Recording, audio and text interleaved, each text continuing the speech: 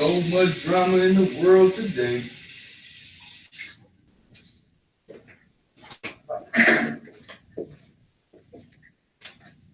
So much drama in the world today.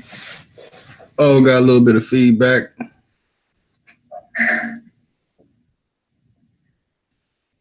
So much drama in the world today. Oh, got a little bit of feedback. All right, that's on mute. Let me go ahead and throw on my advertisement while we wait.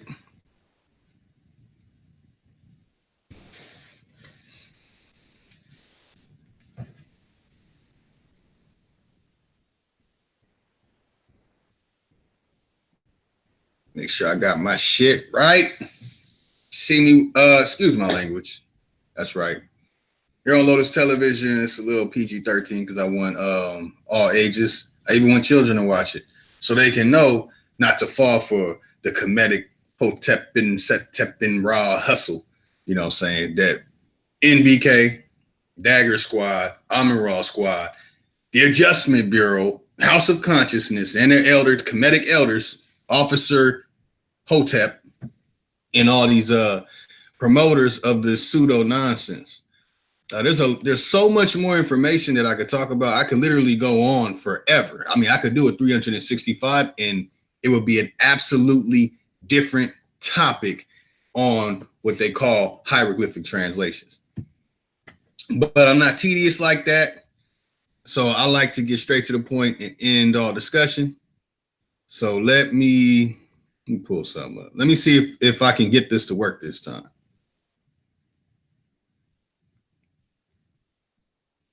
Let me see. See, I don't think so. That's whack, man. I don't know. Maybe someone could fill me in on that. Check out the chat.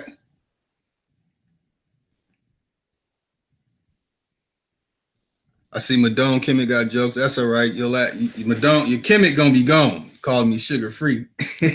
That's a good one though. Ali to Ilokola, to all the family out there. Feathers up. You already know. Tribe up. Check it out. Check out everybody who supports our information. Check out Brother Sanchez with the Flat Earth community. Who else? I'm not really into any of the comedic stuff. Let's see. Before we get started, I want to get a little more people in.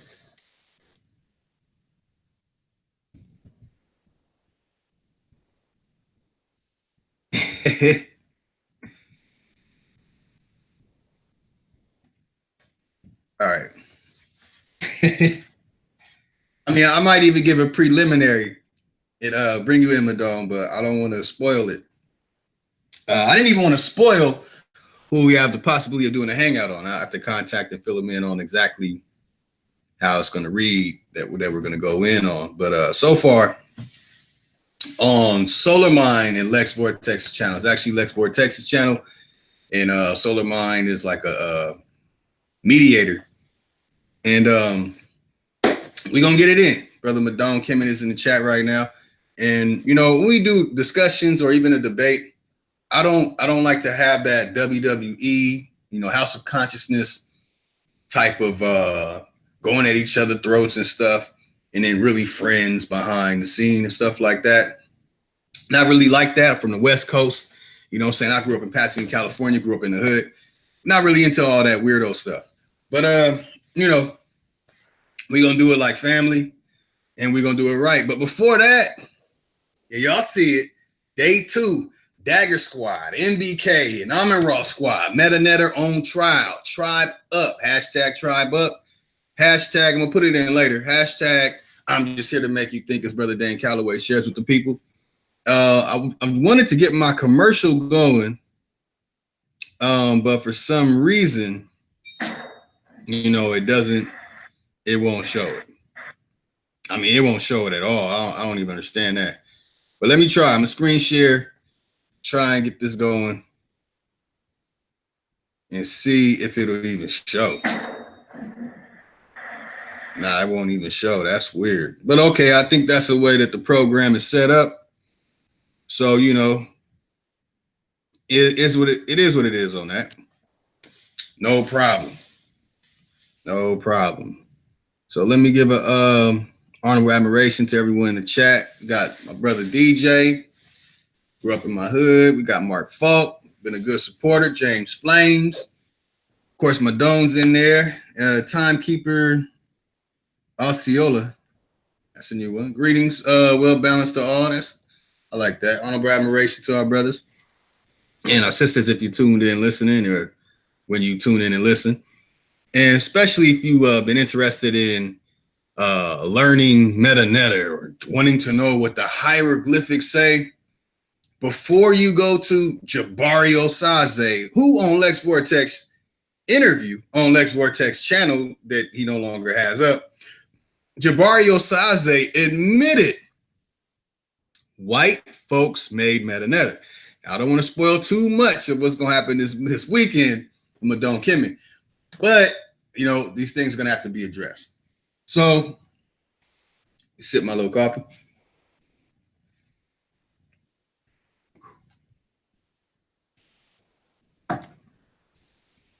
And go in.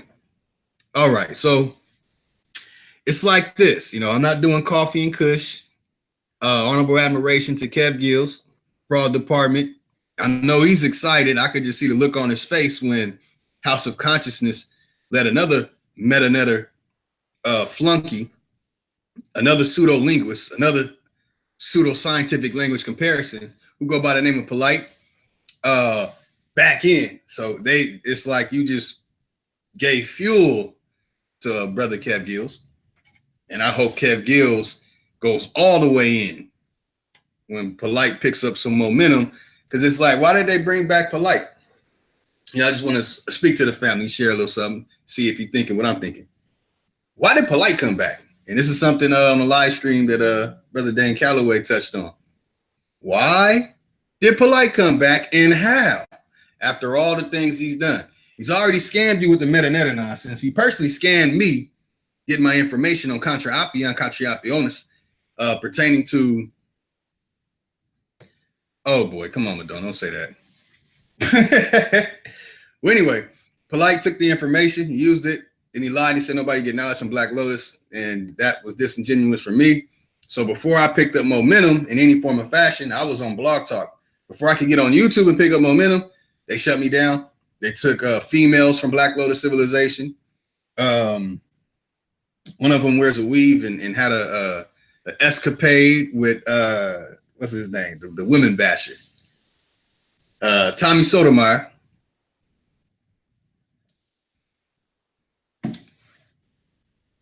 So basically, here we go. Okay, so I'm gonna have to show it to you, because apparently these Dagger squads, these NBKs, these Amun-Ra squads, and anyone attached to them promoting this meta-netta nonsense, they literally, like I said, this is like Fear Factor. I mean, look at me. Let's keep it 100. How y'all let some light-skinned brother coming out of California connect with more Africans than you, learn more African languages than you in less than 10 years? When I first started in 2007, I had studied over 37 languages. I learned all the regular old greetings, formal, informal, the deities, ancestors, gods, anything you can name, anywhere I can find it. And this stuff is simple. You could just go on African gods online and you can get every deity. But I wanted to know how to go to these places in the continent misnomer as Africa, that's not called Africa, by the way, and be able to communicate and link up. But it really starts from being an employee with Oakland, California's Quantum Research Facility. And all I did was interview people. Didn't even do it for 2 weeks. So a lot of people would get jealous. Oh, where's your badge? Like, bro, I didn't even get that far. I barely did a couple interviews. And the only reason why I got the interview is because I created a hypothesis called frequency plus sound equals color. And if you don't know about opus imperfectus, you're not going to know what I'm talking about. And then if you don't know the key elements to sound frequency, you're definitely not going to know what I'm talking about. So that's another story in itself. But let's get to it. All right. back to the screen share. I can't share certain things. It's a little odd. I don't understand that, but let's bust this screen share out so we can see what's really going on. Okay.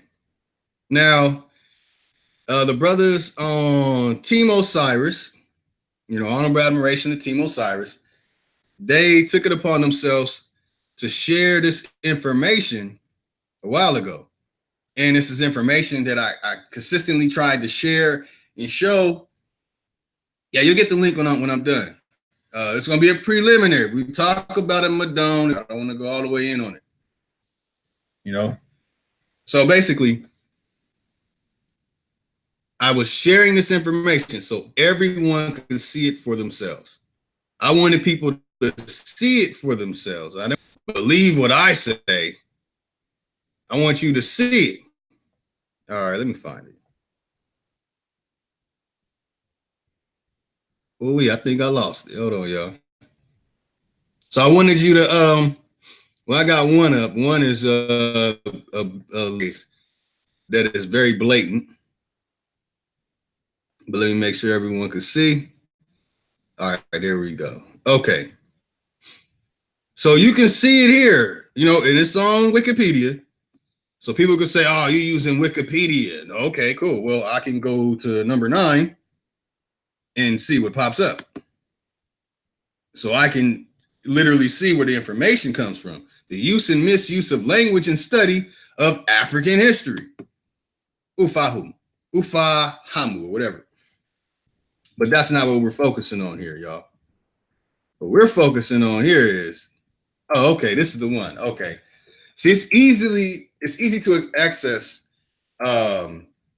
pseudoscientific language comparison. But before I get in, well, you know what? Let's flip that for the family. Let's look at pseudoscientific language comparisons first.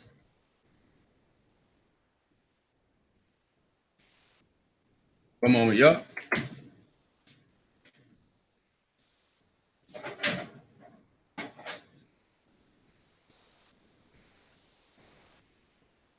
All right, back at you. See, now this is a different approach. Some people said dealing with debunking meta-netta, you have people that just go straight to the point that you cannot take a pictorial image that somebody made 5,000 years ago and say, oh, that means ba, da, fa, ka, God. You can't do that. That's baby talk. And in Egypt, it's called Adim Tamsib. Adim Tamsib. Adim Tamsib means baby talk. Okay? So you're going to have to get that baby talk out of here. You know what I'm saying? Let me throw the powder on it, fresh out of the womb. Let's see if you're still alive. You won't be after this day. So pseudoscientific language comparison.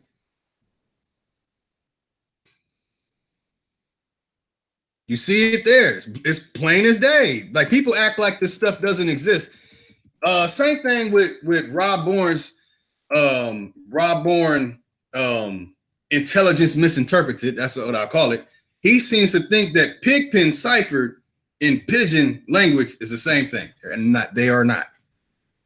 So Rob Bourne, Mr. The Adjustment Bureau's assassin, the hidden assassin, and the one that does the drive-by, right? We need walk-bys, bro. I walk up on you. And this is how I'm going to walk up on you.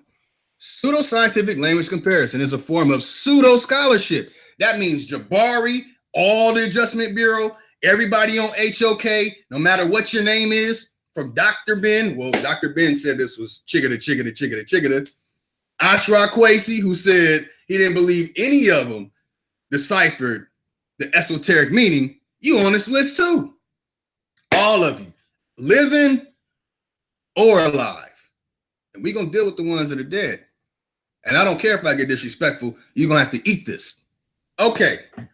That has the objective of establishing historical associations between languages by naive postulations or similarities between them. And you know what the problem is here?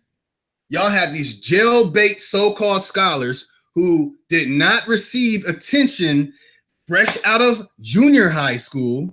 That's where you receive a notification from a university that is establishing some type of track record of you having 4.0 24/7 in school. You didn't slip and get a B plus or nothing.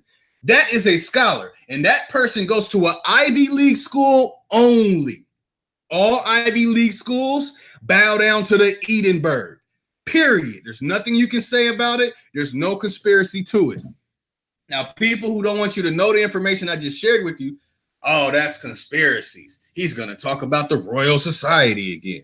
Nah, so look at this. While comparative linguistics also studies the historical relationships of languages, linguist comparisons are considered pseudo-scientific by linguists when they are not based on the established practices of comparative linguistics or on the more general principles of the scientific method.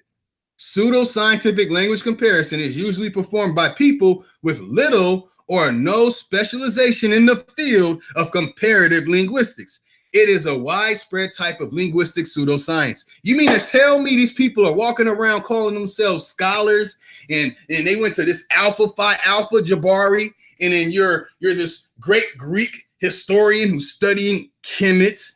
There you go, madame, which is a pseudo name for ancient Egypt. That part. How is it that when you go by the actual scholastic standards, I mean, the linguistic headquarters of scholarship, you find this information that I am about to read to you? It says certain types of languages seem to attract much more attention in pseudoscientific comparisons than others. These include languages of ancient civilization, such as Egyptian. It ain't saying, it does not say Kemet. It says Egyptian. Okay, now that's pretty simple. It talks about the Etruscan, Sumerian, language isolates or near isolates, such as Basque, Japanese, and Aino, and languages that are unrelated to their geographical neighbors, such as Hungarian. So, unrelated to their geographical neighbors. Now, I already touched on this yesterday, that they had J.J. Bartholomew, Zoega, David Ackerblad, Sylvester de Saussy. Boy, I'm giving you a treat out of the Element Encyclopedia of Secret Societies after I read this next one. Okay, so there you have it, everyone.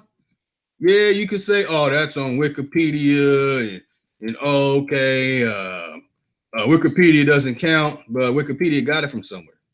Where did Wikipedia get it from? Y'all need to study the top universities of the world in linguistics in the top universities of the world if you want to get a real hold on this information. So, Bow, that's one down. I'll read it again. Dagger Squad, NBK, Amin Raw Squad, y'all are pseudo scholars. You don't believe me? It says it right there. Pseudo scholarship. So when you say Metanetter is Bantu, you are a pseudo linguist. You are a pseudo scholar. But y'all run around calling everybody pseudo. Y'all adjusting everybody, huh? You just been adjusted. The Adjustment Bureau. That's one down. Step up if you can combat that. I don't know how you're going to combat that. So let's see where the pain really gets to seek in. Pseudo-linguistic comparisons. Let's see what this has to say.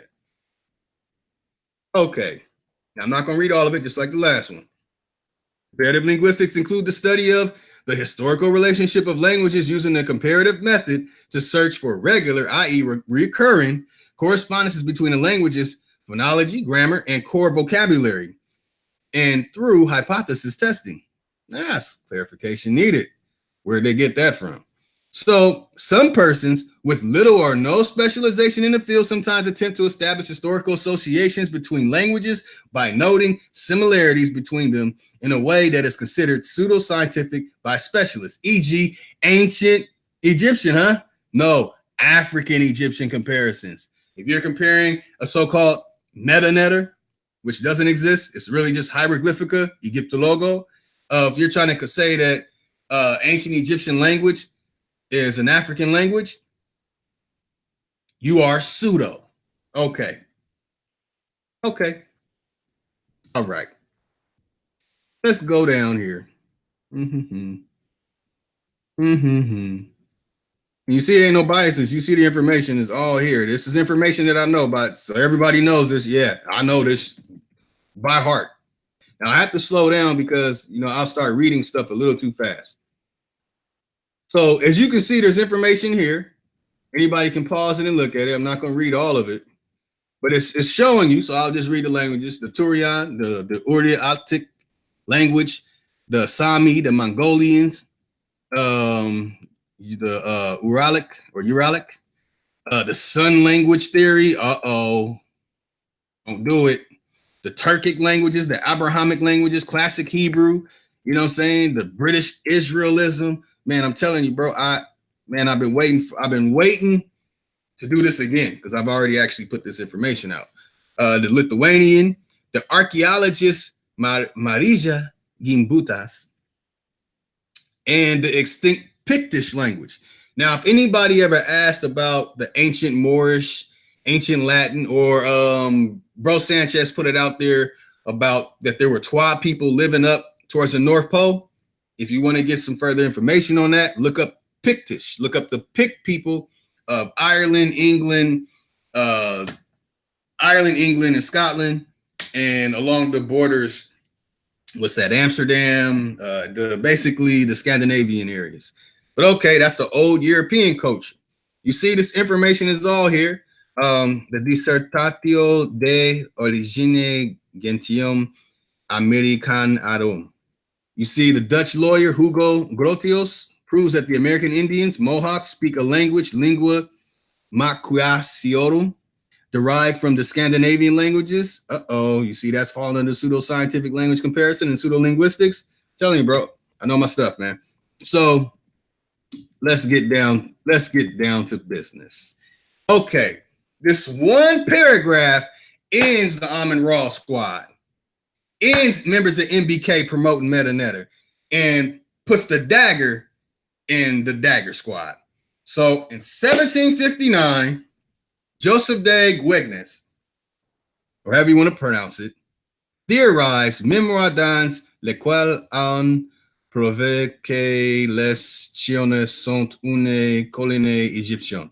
The Chinese and Egyptians were related, the former being a colony of the latter, in 1885.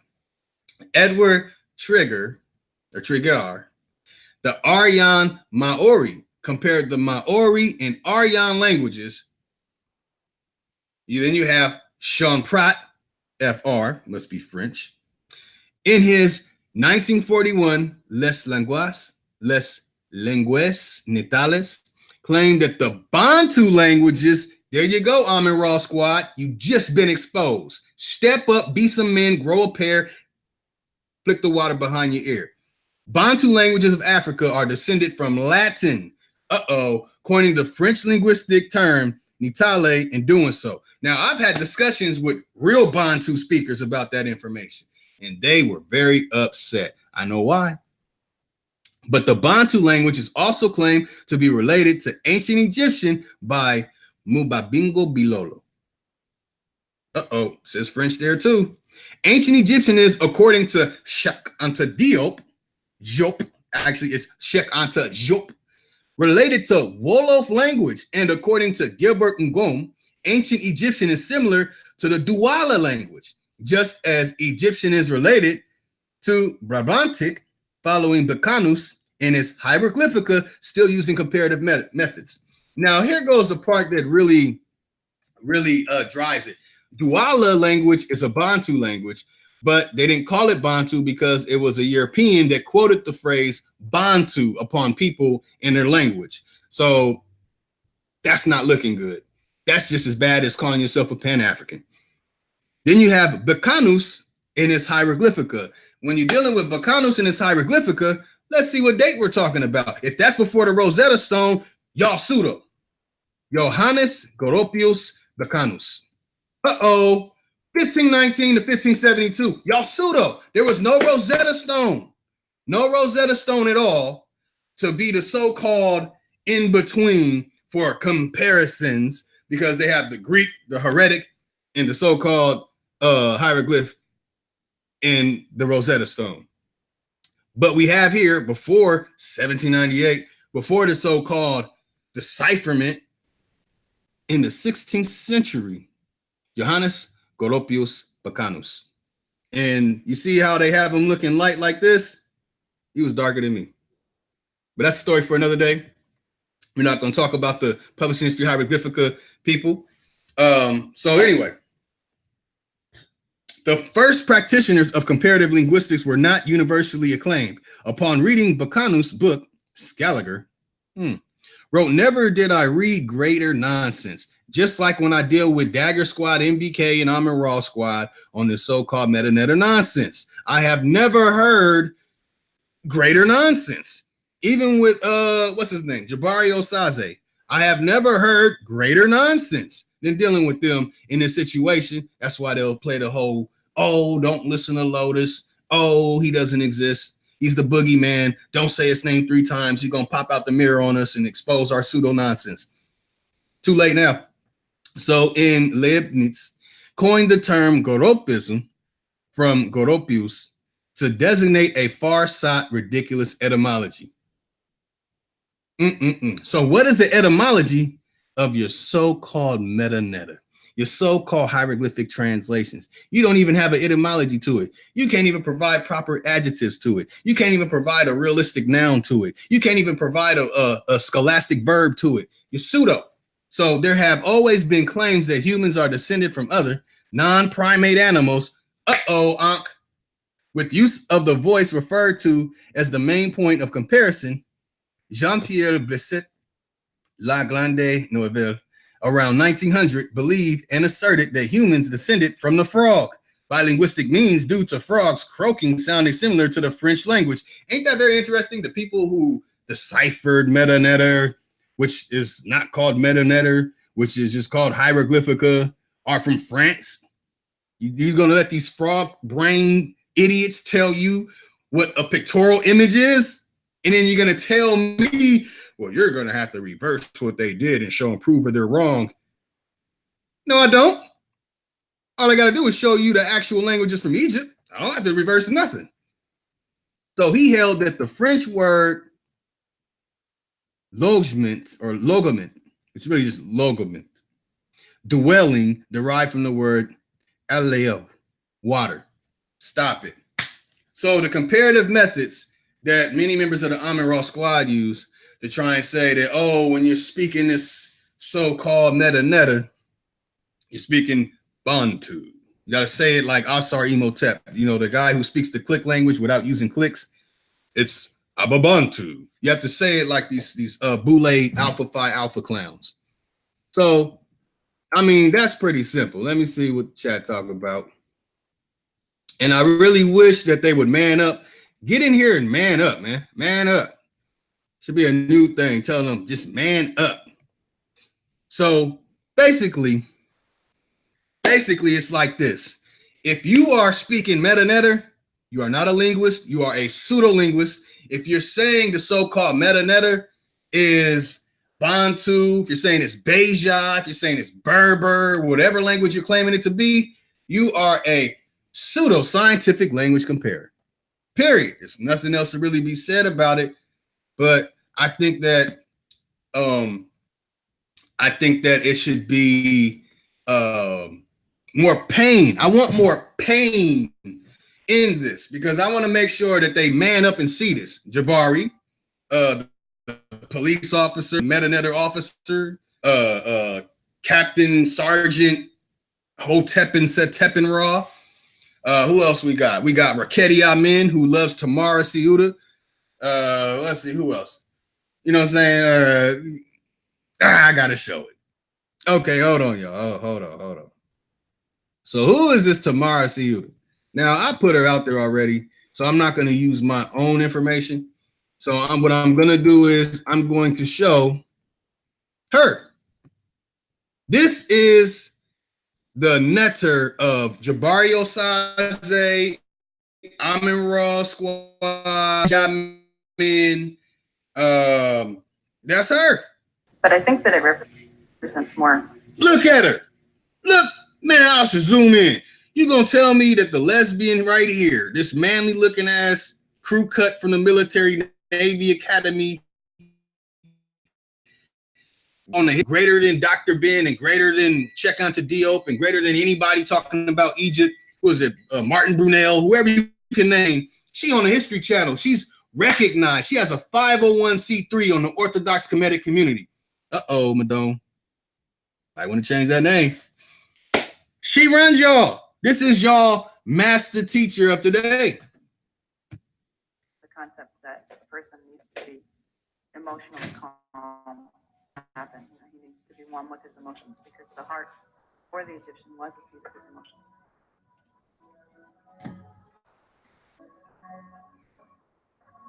Yeah, look at this nonsense. Now, I don't want to crush my aunt completely.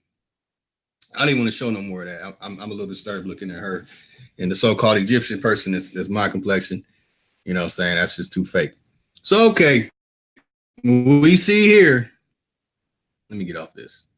We see there. Make sure they can see this consistently. That tomorrow's El Ceuta is run Kemetic community. Let me slow it down for everyone. Too much coffee, so bear with me. And I've already exposed Ordo Templi Astarte. I've already put all this stuff out, but they want to run or they want to act like it never happened. If somebody puts something out that I represent, I would address it. Why have they not addressed it? Why are they running? What are you so scared of? Are you afraid the people to know that you went to a university, Jabari Osaze, and you're a pseudo-linguist? You're a pseudo-scientific language comparer? Is that why you're afraid of Lex Vortex and you wait till Lex Vortex is not available to be around to do a live stream and then you come on like you're doing something? Where are you at? Come on, Jabari. I don't want to put your name in the title because you are the only person to admit to me that white folks made MetaNetter out of these so-called HOK stooges, you know. But anyway, let me slow it down.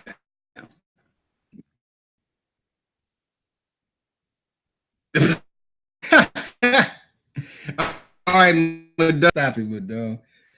You never heard of her, but wait till you bring the information about what are you gonna bring about her?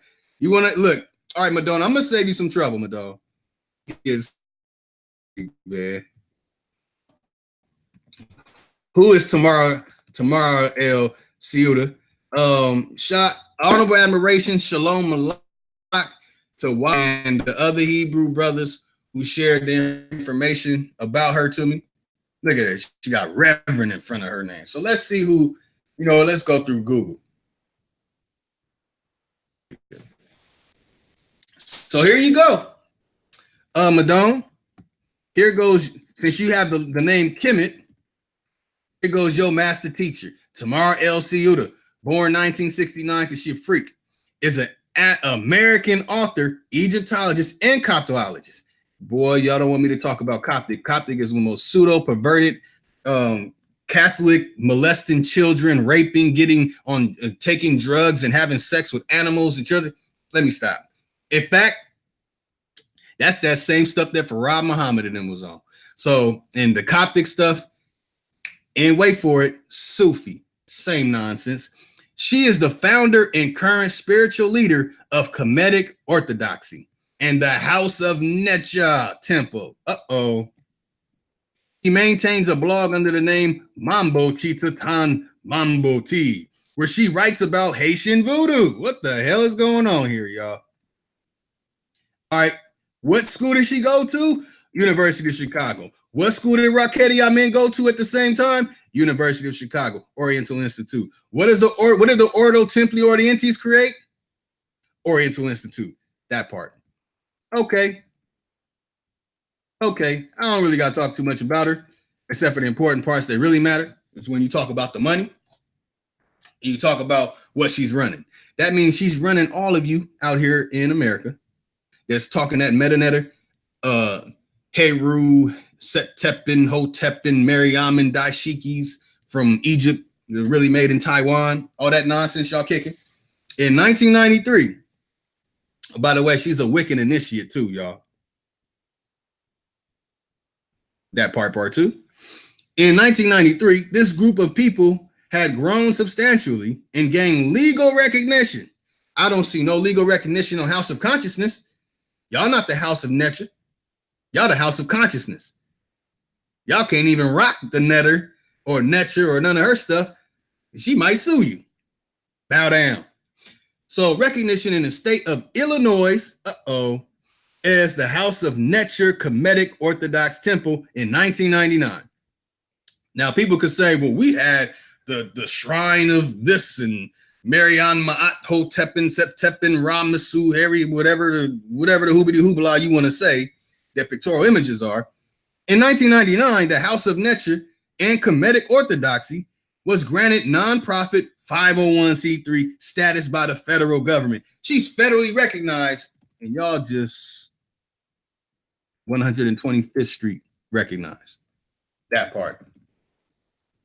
So man, the Adjustment Bureau, y'all need help.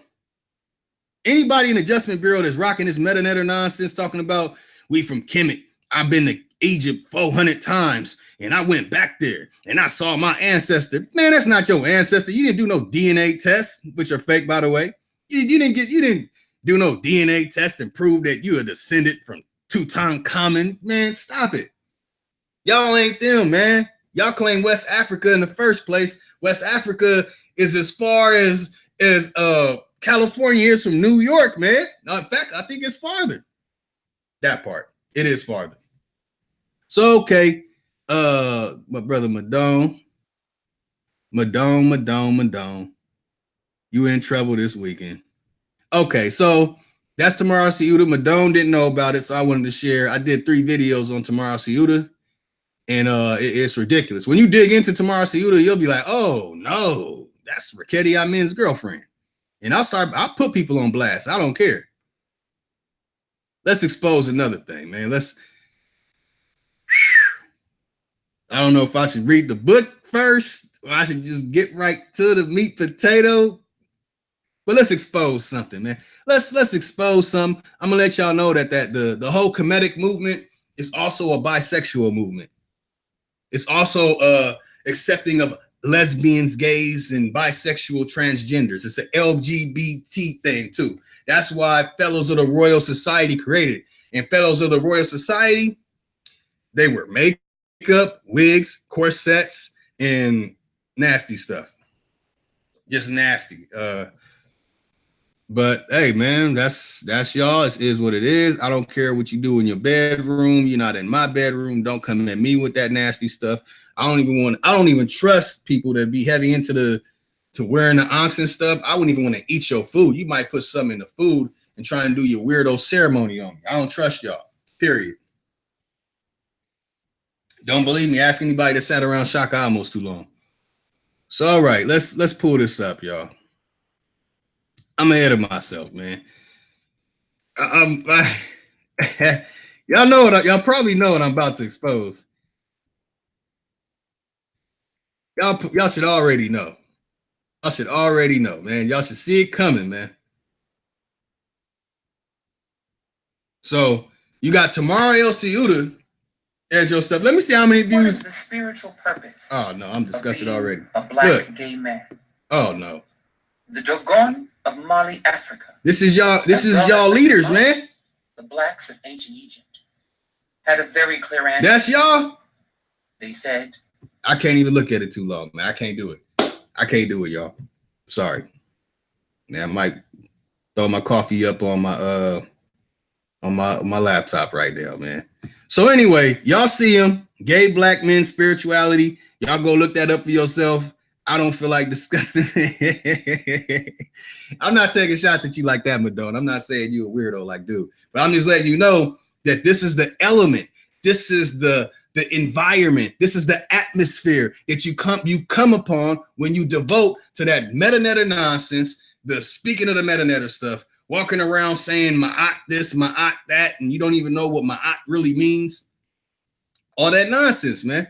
So I mean, y'all can look that up, man. That shit is really nasty, disturbing.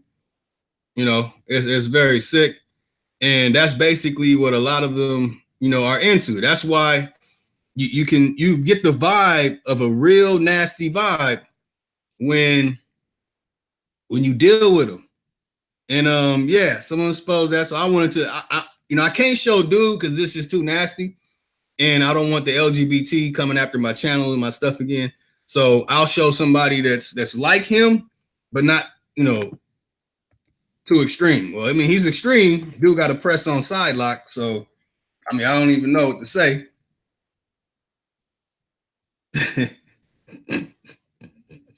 So what I'm gonna do is I'm gonna play his parody videos. I'm not.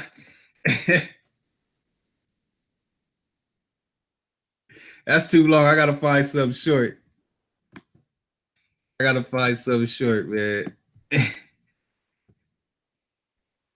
So I just wanted to expose this the element that you got some lesbian running. Oh no.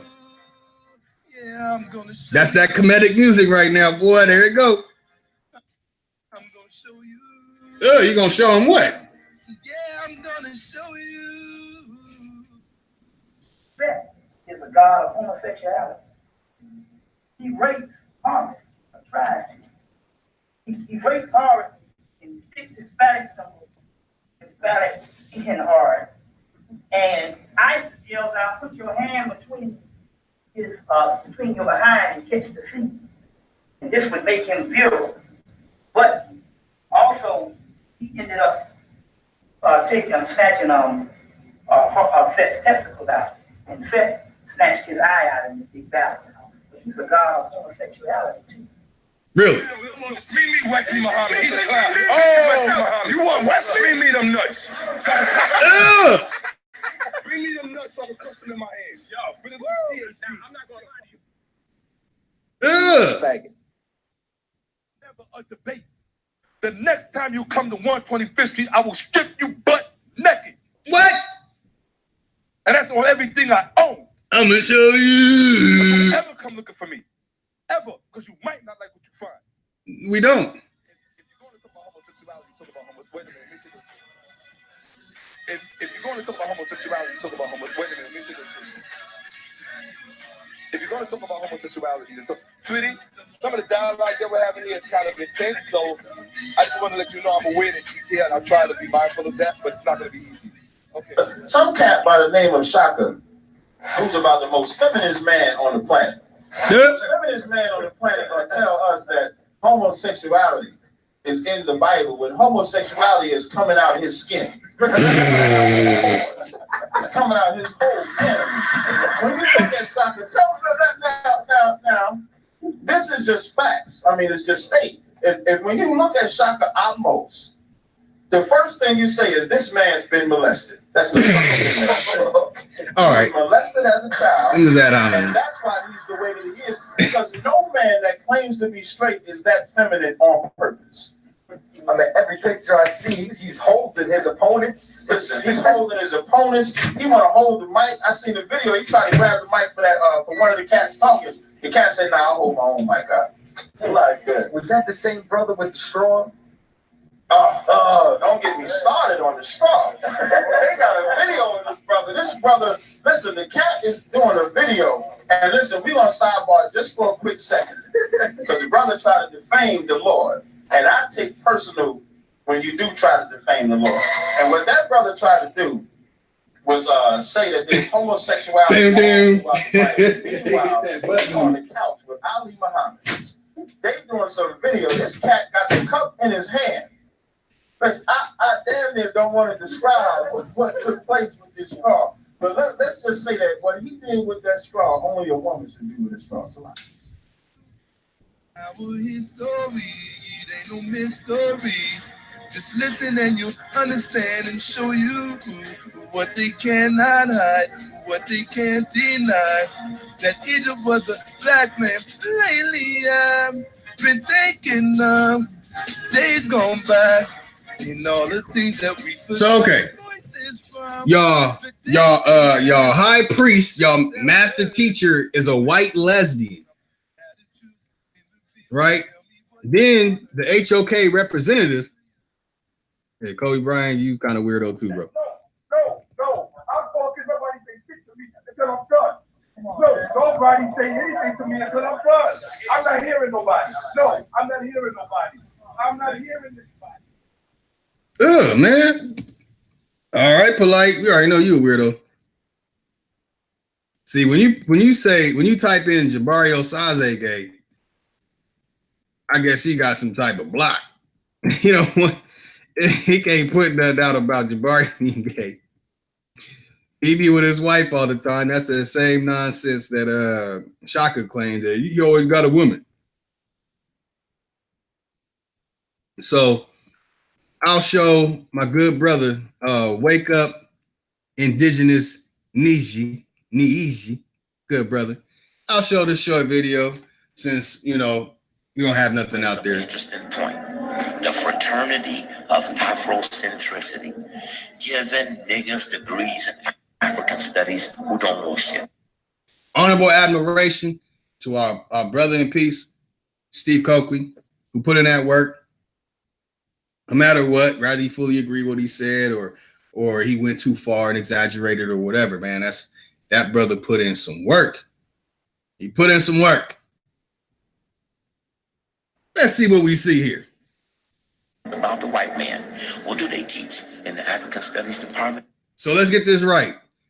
Y'all, pseudo-scientific language comparison, pseudo-linguistics. Y'all ran by some crew-cut Navy SEAL cooter-eating lesbian named Tamara El Ceuta. Y'all have some gay Dogon Kemetic priests who wear togas and be singing odd sounds and stuff that, man, I like keep your kids, hide your wife ass person. Then you got Shaka Amos with his P.D. Wee straw and extra effeminate Kemetic nonsense, because that's what the energy, the atmosphere, the environment of this whole meta-netta speaking Kemetic nonsense really is. I mean, Al-Sari Imhotep was getting hit with paddles on his behind. I'm telling y'all, I'm about to really expose this stuff, man. I'm really about to really go in. But our brothers have already exposed it, so I'm going to share what they have put out before I bust these books out on them. They teach niggas in slavery, niggas before slavery, niggas in the Middle Passage, niggas in the Civil Rights era, niggas in the Board of Education, niggas and some subjugated shit with some white people. Never do you hear in African studies niggas beat the white man. Never do you hear analysis on a power dynamic. How you gonna train a black man in African studies and they don't know shit about the white man? That's really dangerous. So there's a gap. Leonard Jeffries, who spoke with me at the State University,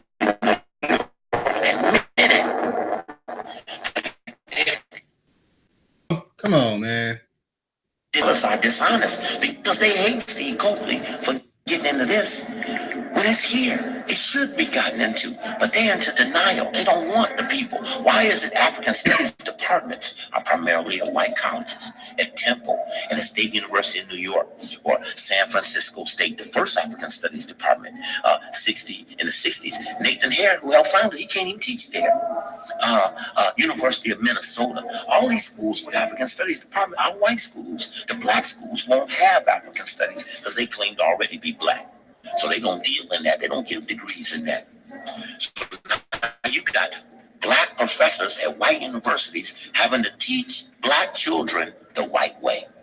And that's turned into the fraternity of Afrocentricity. I challenge those Negro professors on reparations, the Conrad Worrells and the others who are off on Columbus Day, who are off on Thanksgiving, who are off on Christmas. They get paid for colonial holidays and they for reparations. Something's wrong there.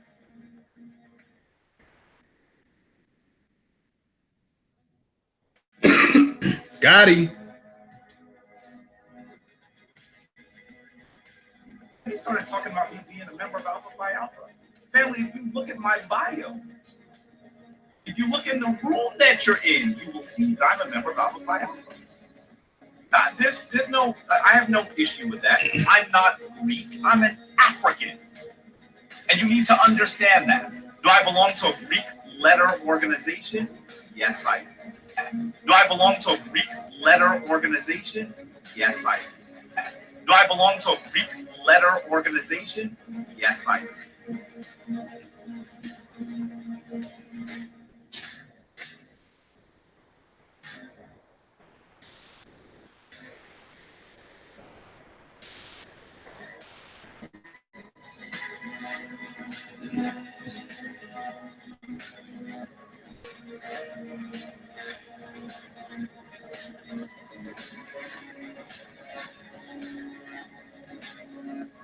We are all members of Alpha Phi Alpha. And one of the reasons why we became members of Alpha Phi Alpha is because that organization has had a connection and interest to ancient Kemet since its inception. We are Now, I said in the chat, my subject is Kemet. I'm not revealing my strategy. Jabari just did it for me. all members of Alpha Phi Alpha. And one of the reasons why we became members of Alpha Phi Alpha. That's not even my angle. I'm going to approach you, buddy. Has had a connection and interest. You in trouble. Ancient Kemet since its inception. I'm talking about the Negro Masons. All we talk about is he a Mason? No, I'm from the craft of Amun Ra, not white folks masonry. I'm talking about the Negro Masons. All we talk about is he a Mason? No, I'm from the craft of Amun Ra, not white folks masonry. So that right there, it has to stop, man. Like, we got to be beyond the character assassination. I don't care if I'm a drunk crackhead. If I'm spitting knowledge, man, I'm spitting knowledge. Like let's get with the knowledge. You know where that's from, brother? When they do character assassination, you got to look at that as an agent of COINTELPRO. That originally happened in the top of the 1900s. Oh, damn. Okay, I mean, to be quite honest, a lot of those people that you see that are attacking me are part of the boule. Okay, they're being undermined right now, and that is exactly how they make their money. And like you said, a professional YouTuber, it's deeper than YouTube. This is how they make their money. And keep in mind, they have to keep up that narrative in order to keep us blind, okay, to the actual truth. If they don't, then they're in trouble. That's the reason why you're seeing these character assassinations. They're not assassinating Tell them, Dang. me. You're not killing me, nothing. And that's what's hurting them because they know I'm a totally different type of breed. I'm not going to, he's talking about me and make a video about him to give him some clout. It ain't going to happen like that. Please don't. Please don't. I mean, if that's your only gun that you're using, maybe you need to go back to the shop and get another one because it ain't happening, sir. Uh-oh. That bitch rusty. So I'm smarter than that, and they know that. I know who they are. I see those blue badges. I see who they are. Yep. I'm not worried You about see here. Yep. That's why you're under that lower entity. They're the lowest Greek fraternity right now. Right. For them Jews. That's exactly who those people are. And I'm talking about Sarnetta. It's number one. All right. All right. So, honorable admiration, indigenous in Indigo, brother Chief Holiday in the building, Uga undefeated. We got Madone Kemet in there. It's about to be Madone Hebrew. You might have to change that to Madone Aboriginal, man. Come on, man. Tomahawk Tribe in the building. Seeker of Truth. Hi, Lido. Beautiful Aboriginal sister. My brother DJ in the building. Good brother known for decades. Libra Sun in the building. Ghost, Feathers Up, Tribe Up, Wise Up, Rise Up. Love the song, brother. What else we got here? All right. Saw someone. Oh, Root Words in the building. Root Words, giving them Root Words. What's good, man? Yeah, Root Words, you don't want to see that, man. That's going to be disturbing. That's me and Madone in a debate. That's going to be like the movie Saw 10. Every move you make is going to be, you're going to have to cut your finger off to get through this one. Nah, I'm just spicing it up, man. Trying to make it entertaining. What else we got in here? Okay. Noon Delez, what's good? Noon Delez spoke on something, and I want to read what he spoke on so everyone can, get a hang on how deep this really is. This meta-neta comedic nonsense is connected to the Boule Greek fraternity stuff in every form and fashion. connected to all that stuff. So we have a sister in peace right now who Aretha Franklin. And if you look at her funeral and see the high end of the boule all there. So I mean, we could go watch that and pause it, start running a little circle around all the heads, man. Blow them up, try and find out who they are. It's a whole lot of boule in it. In fact, that was a boule ceremony they did on the day of her funeral. So here's what it is. Yeah, definitely. That's why I give respect to Madone, because Madone actually stepped up. Even though I used to harass Madone, when Madone would be on the Flat Earthers thing, he don't want to talk about Flat Earth with me or Globe Earth. You don't want to do that. Don't do it. But I used to pick on Madone. I'm not going to lie. I used to say Madone was a janitor at NASA, and Madone used to get a little upset. It's all good, though. Oh, my God. You going to show me how an ancient Egyptian language work? Where they do that at, man? Come on, Madone. Okay. You're going to show me how ancient Egyptian language work. I just read all the scholastic stuff saying it's pseudo, and I can show. Okay. All right. So I'm not gonna get in on that. That's what's up, man. So I'm not in here being all aggressive, like, look at them, they're fags and they're lesbian running their stuff, and come on, y'all, watch my stuff. 10,000 subscribers, donate money to me. Nah, it's not even like that, bro. I want people to know the truth. We could deal with the facts and all that type of stuff, but I want the truth out here. I want people to know the truth. Go talk to people from Egypt. If you want to learn ancient Egyptian stuff, go talk to a black Egyptian. Okay, go talk to a melanated Egyptian. If you want me to show you who they are or introduce you to my friends, when I started my blog talk show, I lived with Rita Elawa from Cairo. Rita Elawa sold her liquor store because nobody wanted to go to Egypt and look at no damn walls and come back talking about it. They had to make movies to bring money in because the economy was crashing. She sold her liquor store to help to keep the Egypto nonsense going. She did. What can I do? It's not my fault that I started that way. It's not your fault that you didn't know this, because Dr. Ben went there like 5,000 times and never told you about the people from Egypt. Jabari's been there 40 times. And when I talk to Jabari about the no being, oh yeah, that's the Nuba people. He don't even know who the Egyptian people are. You've been there over 40 times.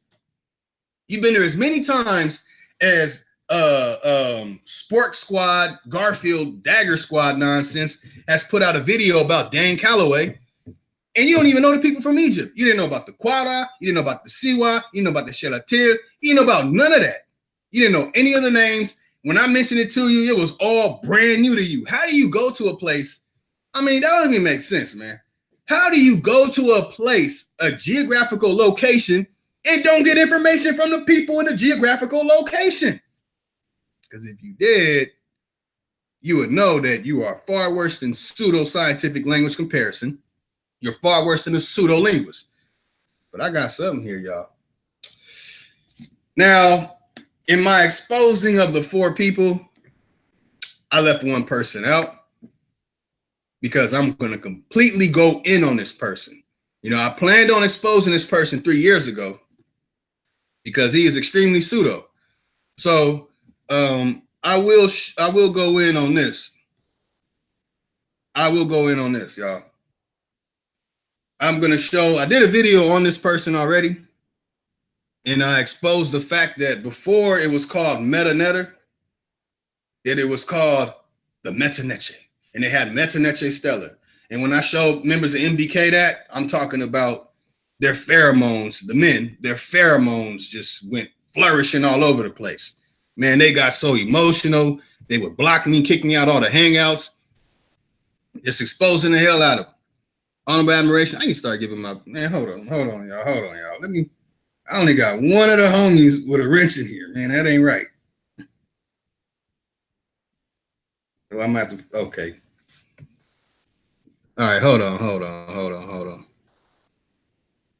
Hold up. Let me get some wrenches up in here, man.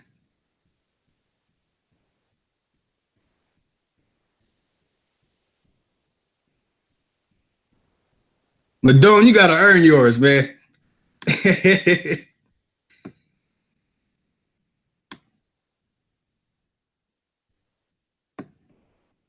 Brother Reginald, Chief Holiday, we rock these wrenches, man.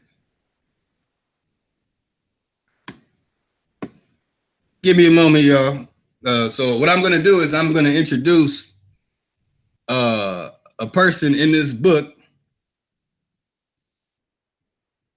All right, let me see something. I wish there's a way I can just like give multiple people wrenches.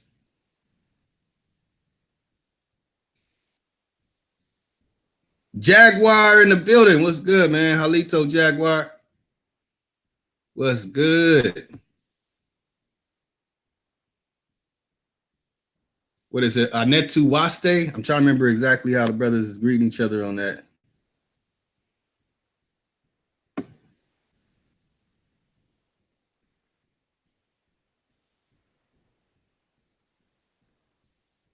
So, okay, there's a person.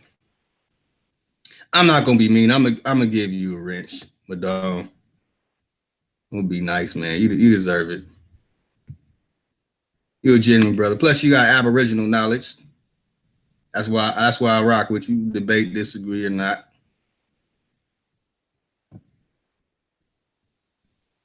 All right, there's a couple other people who I'm missing.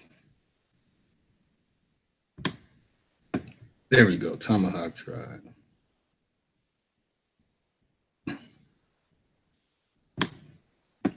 Where my beautiful Aboriginal sisters?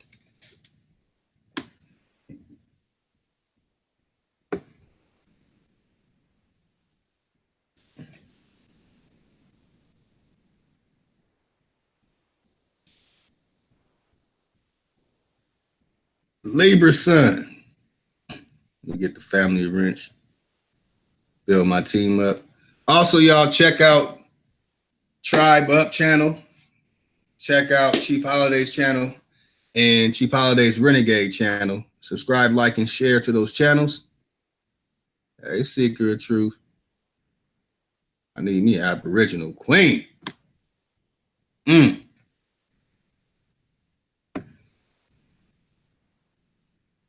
know, like I say, man, drop your daishiki, come get with this TP.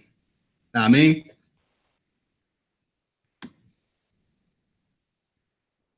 Let's see who else. I don't know how I didn't have root words with one, man. I'm gonna give you one root words, man. You can't be going crazy on nobody, though, man. You can't be going crazy on the homies, man. Okay, I'll get the rest. Yeah, Noon already had one. You already know what it is. Okay, all right. So, and here we go. Now, I'm gonna educate the brothers and sisters on a person that, in fact, I'm just gonna show, just like you saw the comparative linguistics and the pseudoscientific language comparison, I'm gonna show you this person too. Watch this, man.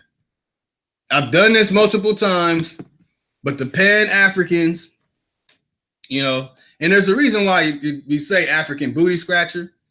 You know what I'm saying? Because Afrik anus means anus, it means ass. Afrik is waste, the track that comes, worthless, good for nothing, ugly, worthless shit. I mean, it just flows.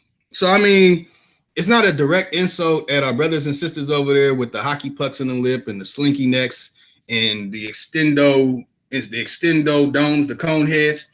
It's not really an insult. And if you look at it, at all three of them, this is the secret that people didn't catch. You'll find that all three are, you see people in Asia with the slinky necks. And I'm talking about, it's freaky. They got super long slinky necks. They did that in South America too. You also got the lip plate in South America. And when they're extending the head like cone heads, they're trying to be like the Crystal Skull movie. You know, I don't want to get too far in the alien stuff. I don't know, admiration to Young Pharaoh. That's his department. But you know what I'm saying? They're trying to extend the dome. They're trying to get that cone head going. But okay. You know what I'm saying? People can misinterpret the way that I talk about it. You know, it's all good. Okay. Man, I gave everybody wrenches. Why ain't it showing it? Okay, there we go. There we go. Now it's showing it. Okay. Okay, man. Let's see if it pops up right here. Then I'll pull y'all in back on the screenshot.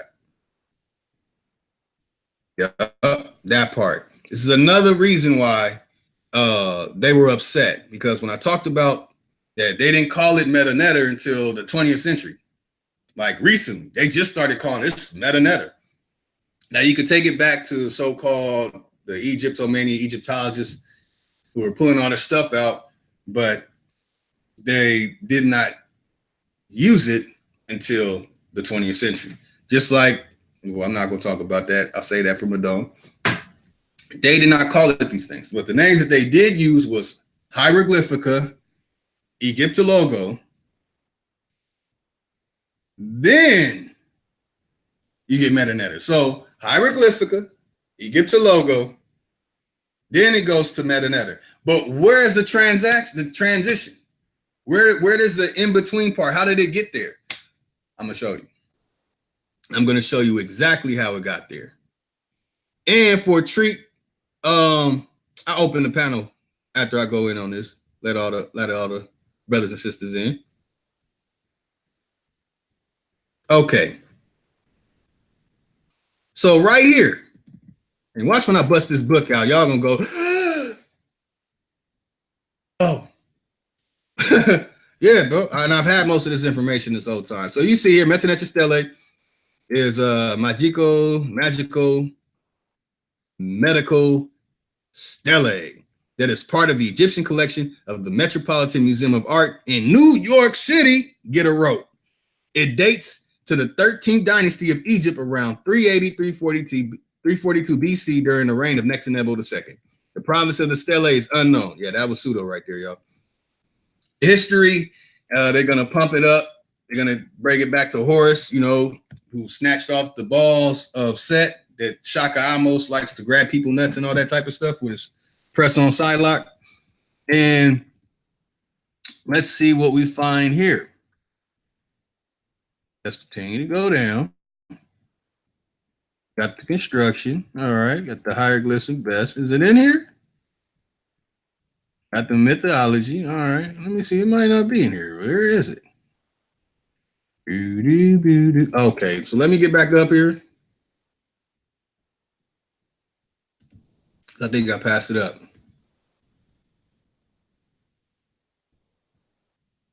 So, for over 2,000 years, that's pseudo, the stela was missing.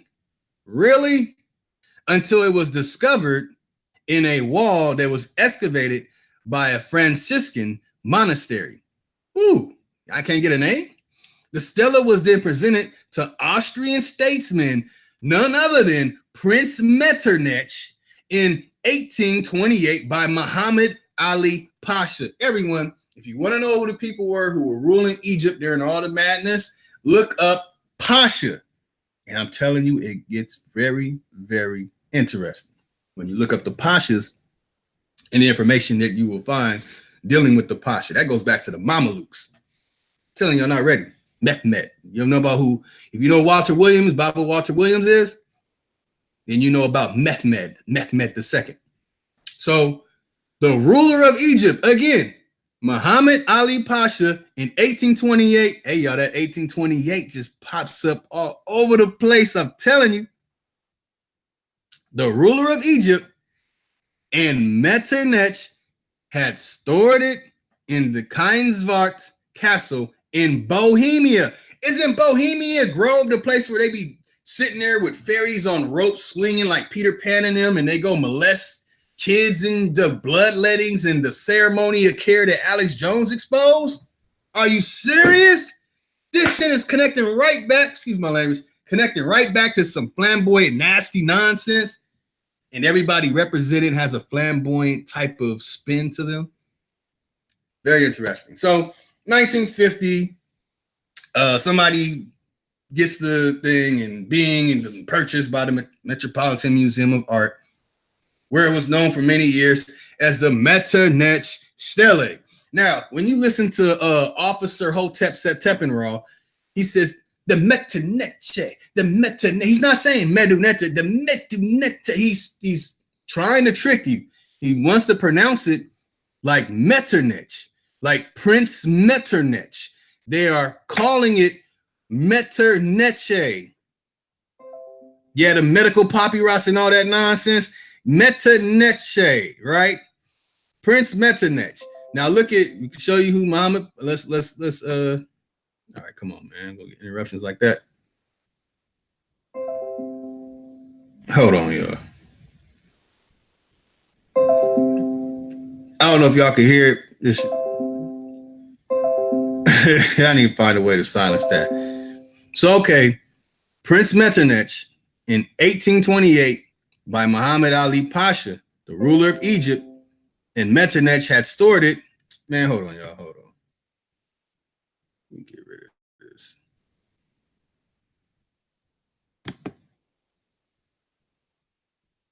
Okay. You have two people, Prince Metternich, Muhammad Ali Pasha.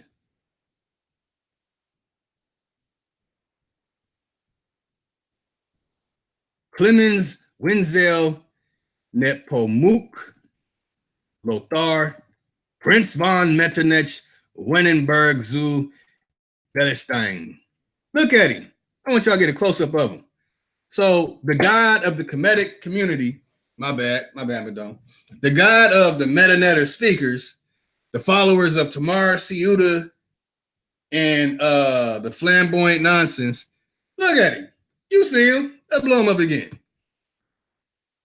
That's Clemens von Metternich. What's on his neck? I don't know. Look at him.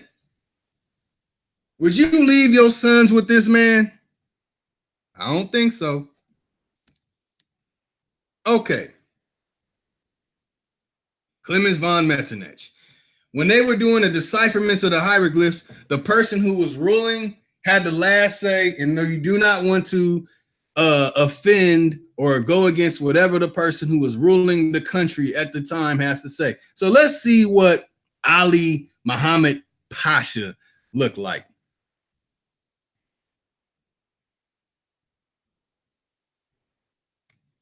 I just want to show you who these people are, show you the face. Moderators, we got a troll in there. He's trying to be nice, but if he gets out of line, please block him. Who's this Muhammad Ali Pasha?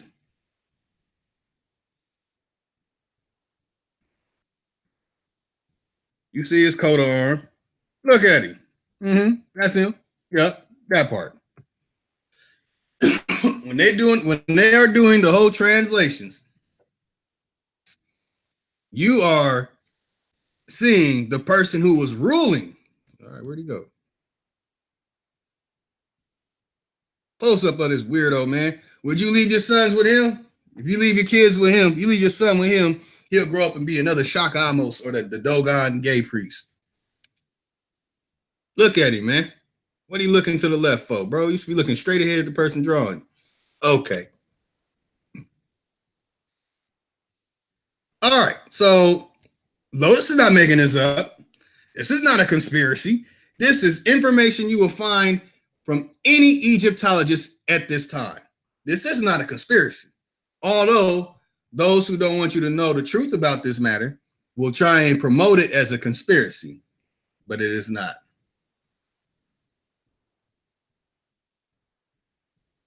There it is. Ampetu Waste. Now, I hope I'm saying it right. So here he is. If you want to get deeper into the Pashas, you look up the Khedive. I have a video on the Khedive decree. I actually have videos exposing this already on my channel. If you go through my channel, go back about 50 videos, you'll find that I've exposed all this information. So it's kind of a cheat for me because I already know this. So You see Prince Metternich. You see Muhammad Ali Pasha. Now let's see what this book has to say when it comes to this whole Metternich character. Oh, before I do that, hold on. Back to the screen share. Let me get back. Let me get back to it, y'all. Hold on.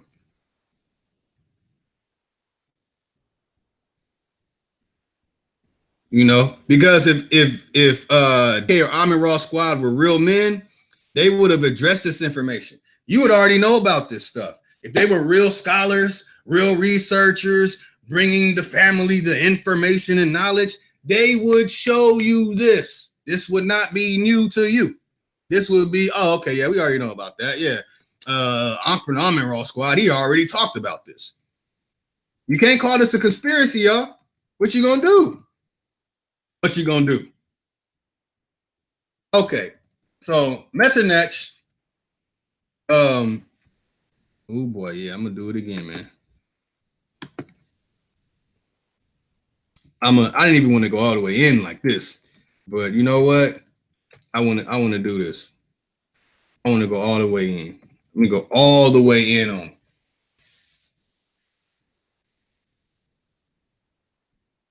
Now, this is old information that I exposed already. So if the troll tries to talk about this and say it's old information, like the troll that he rose with from the UK, you know what I'm saying? Just ignore the idiot.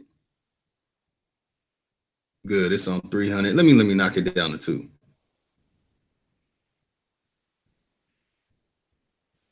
Okay, so anybody can access this information, the Jewish Virtual Library, right? You know what I'm saying? Just showing you that, you know, you could get into this information. You could dig into the Ashkenazi Khazarian Jews in all their endeavors. I mean, literally, all the endeavors. But okay, let's go see what we can find in this. Let's get it back up.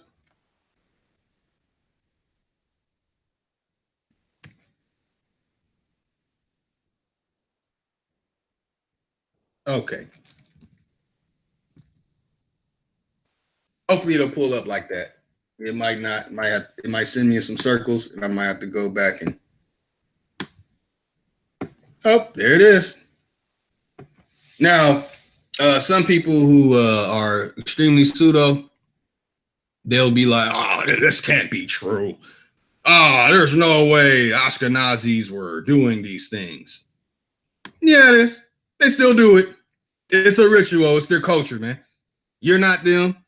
But look at, hey, did I make this up? Is this a conspiracy? Is Lotus a rambling, conspiring person?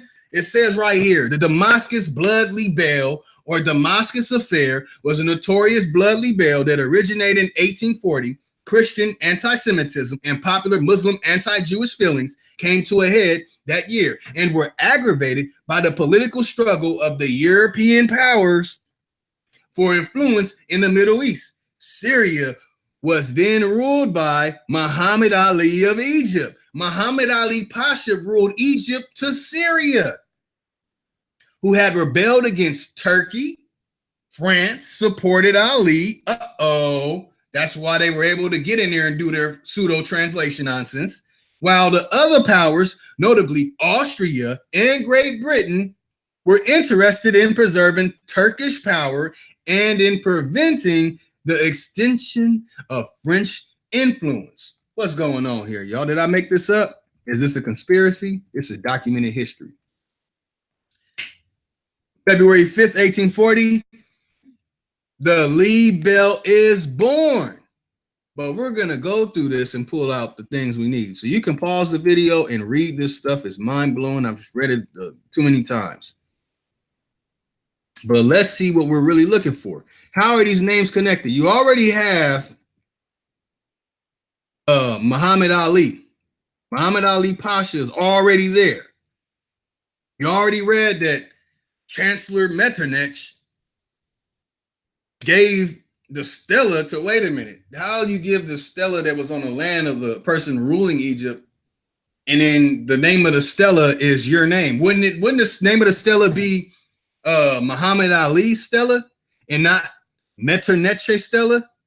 What's going on here, y'all? Is that a conspiracy? No. Let's see. Look at this, y'all. Look at this. His citizenship eventually led to the intervention of Austria, England, and the United States in the affair. Very, very interesting. Okay.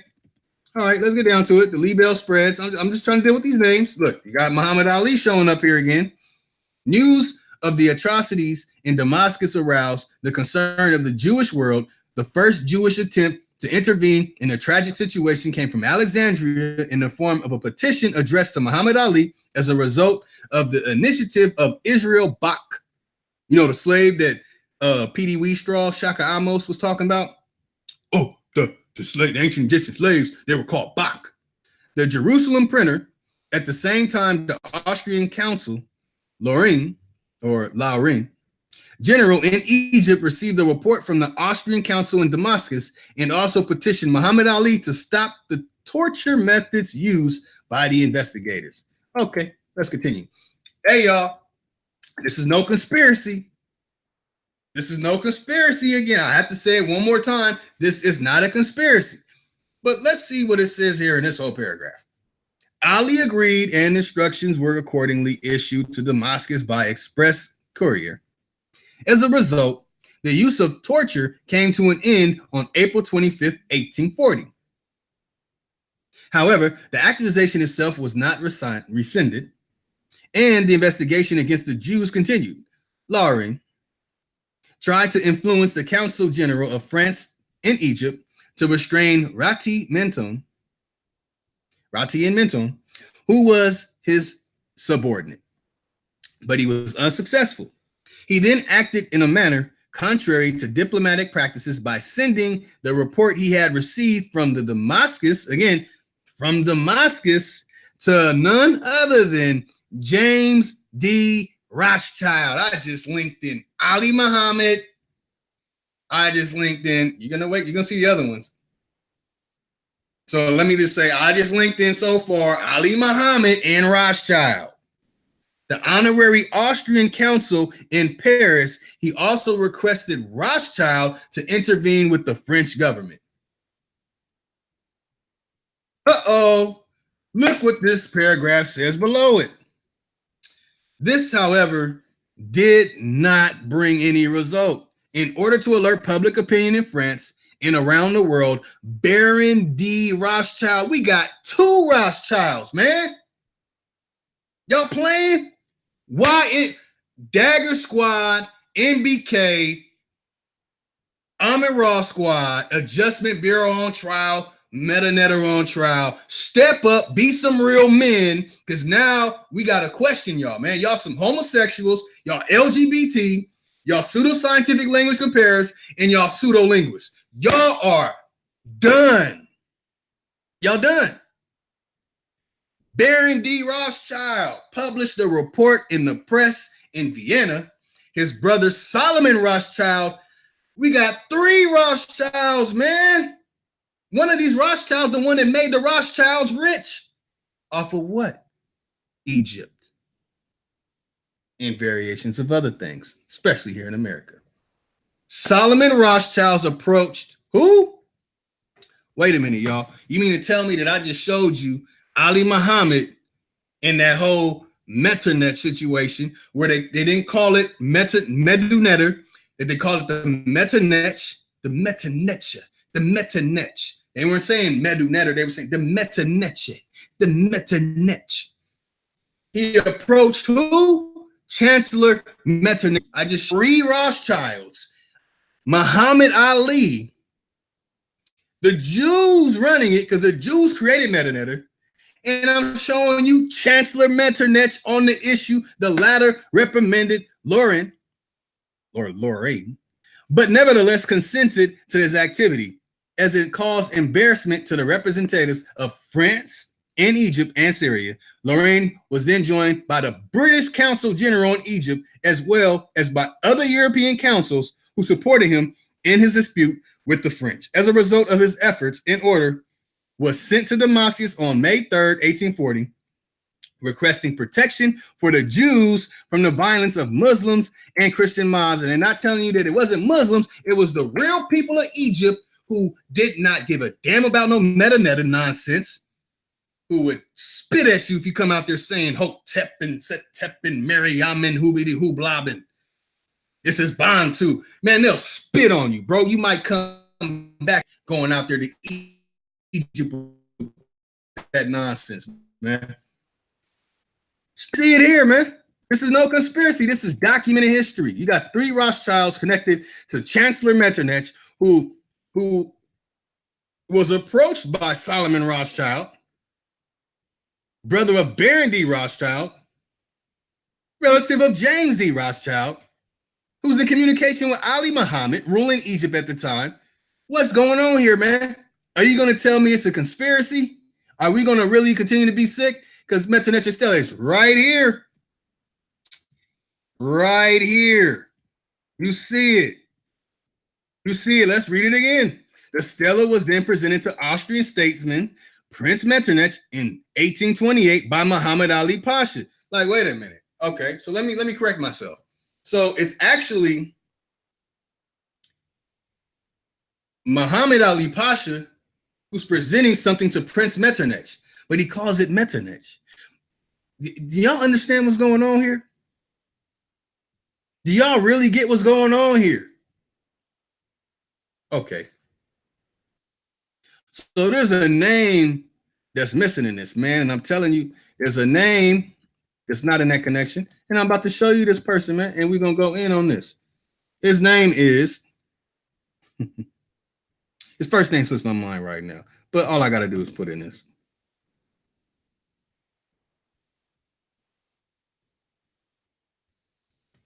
I'm a little excited because I'm aggravated, really, and I could get all calm and talk, but I mean, come on, that's lame. Baron Joseph von Hammer Purgstall, Austrian Orientalist. They were not Egyptologists; they were Orientalists. So let's find his connections to this so-called Netta.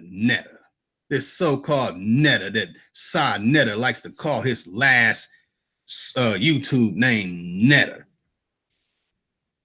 Let's see what it says about this Von Hammer Purgstall. Oh,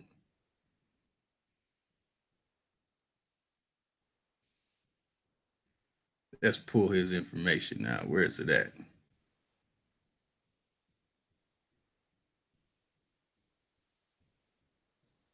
Oh, Baphomet. Boy, he's connected to Baphomet. Ah. Okay, I'm just skimming through this person, Joseph Von Hammer Purgstall. I'm just going through it. Don't worry, y'all. I want you to see it. So what did this man do? So what is his principal work? Geschichte des Osmanischen Reiches, or whatever. You know what I'm saying? I don't feel like dealing with trying to pronounce that stuff the way they pronounce it. Not today. So you see all his works here. This is Clemens. I mean, not Clemens. This is Joseph Hammer Purgstall. And if you watch the DC Comics character Hans von Hammer, and also the one that went against Iron Man in Marvel comic, that's who this person is, man. That's him. Yeah, they tie all these people in. Boy, you'd be shocked who's tied into those things. Okay, this is Joseph Hammer. And this is who he is. I don't really want to focus on him because I'm kind of like saving that. So I'm just showing you that this person actually exists.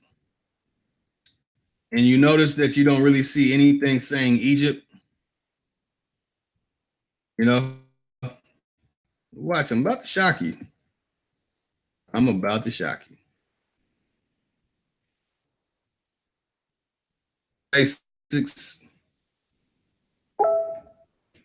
And go in on Joseph von Hammer Purgstall in the book I have. Austrian Orientalist and historian. He received his early education mainly in Vienna. He took part in the expedition under Admiral William Sidney Smith and General John Haley Hutchinson against France. 1907, he returned home from the East, after which he made a privy councilor,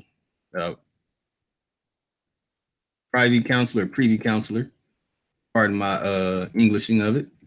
In 1824, he was knighted Chevalier or Cavalier. For 50 years, Hammer Perstorff wrote prolifically on the most diverse subjects and published numerous texts and translations of Arabic, Persian, and Turkish authors. What? He published numerous texts and translations of Arabic, Persians, and Turkish authors? Really? So, okay. You know, I just wanted to have a little downtime. This is downtime going in on this information right now.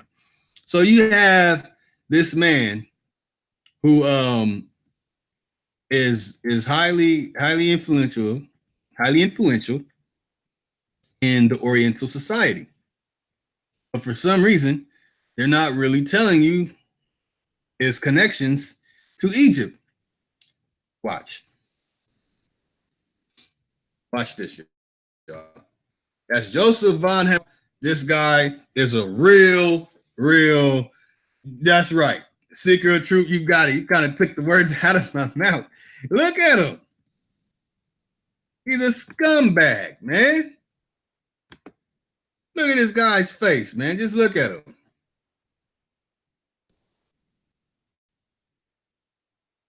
Kind of look like a frou-frou. Would you leave your sons with this man?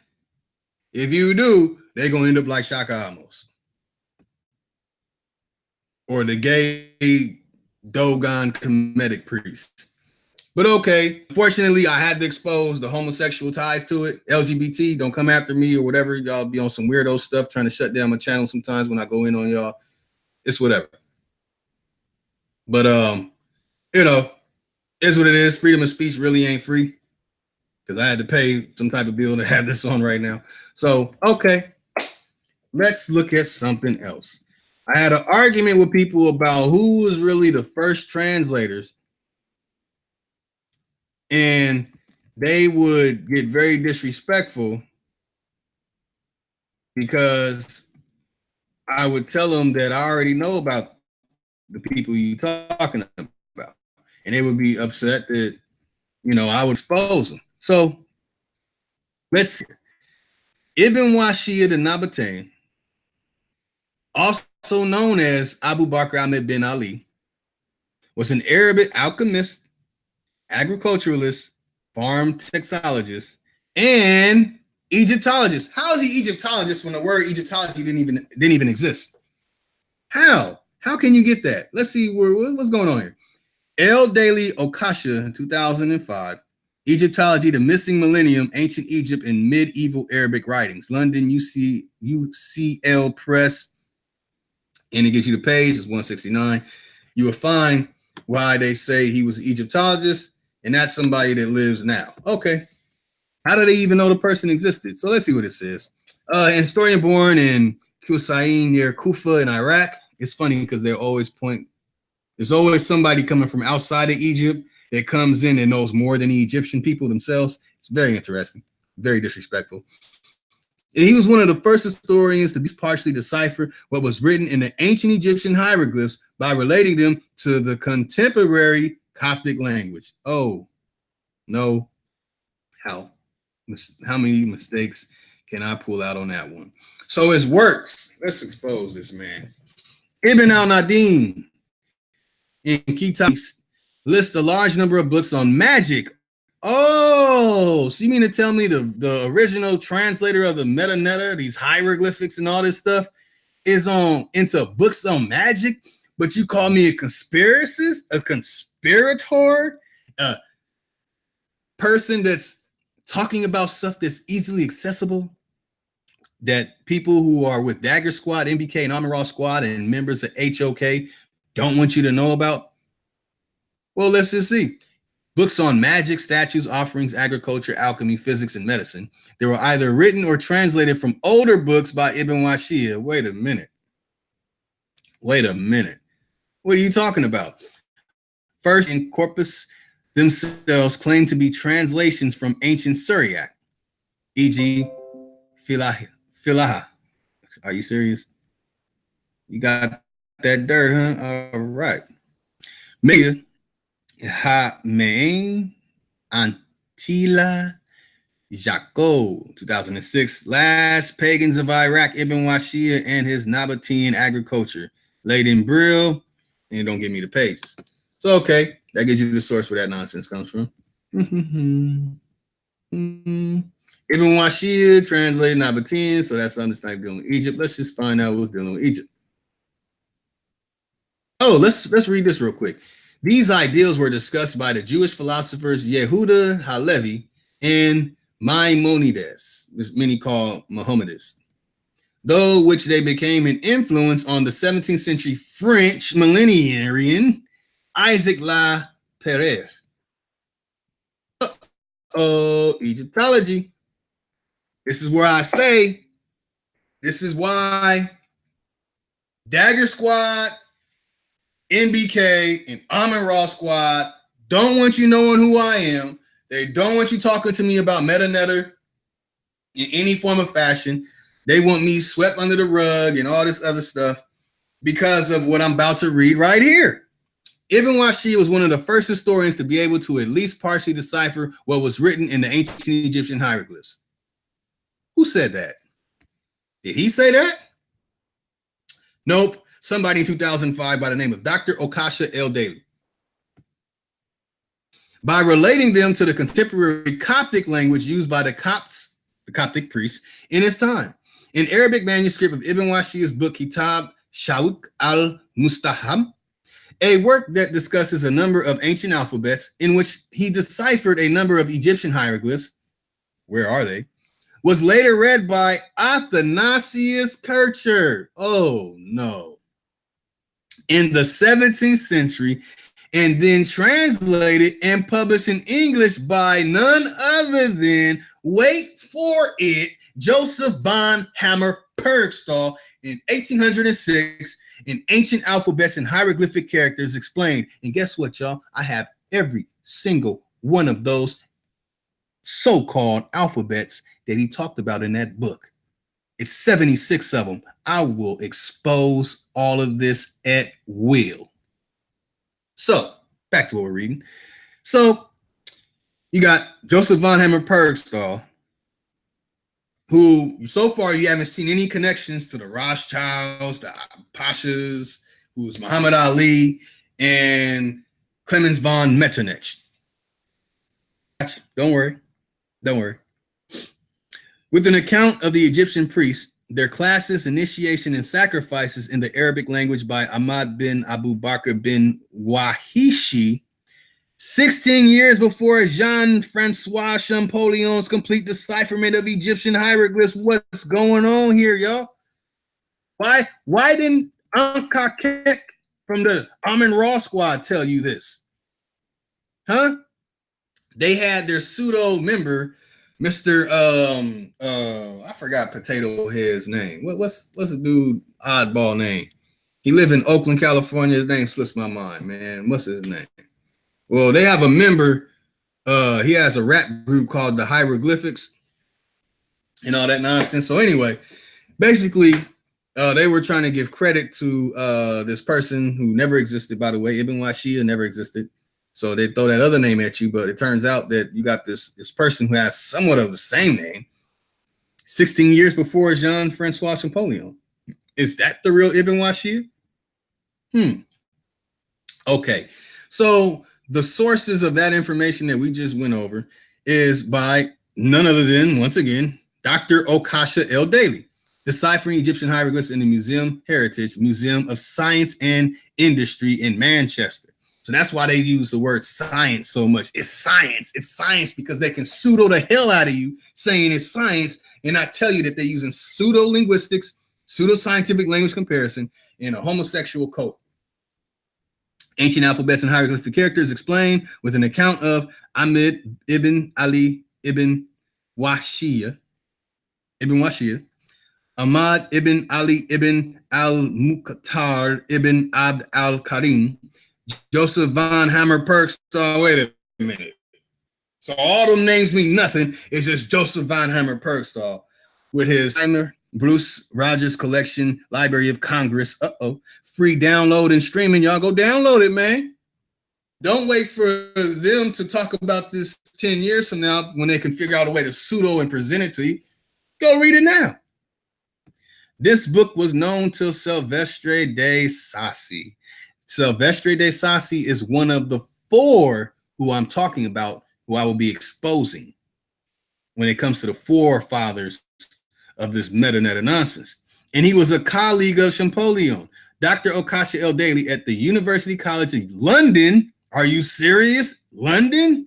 Institute of Archaeology claims that some hieroglyphs had been decoded by Ibn Washiyah. How? 8 centuries before Champollion deciphered the Rosetta Stone. Really? Let's see where you got that from.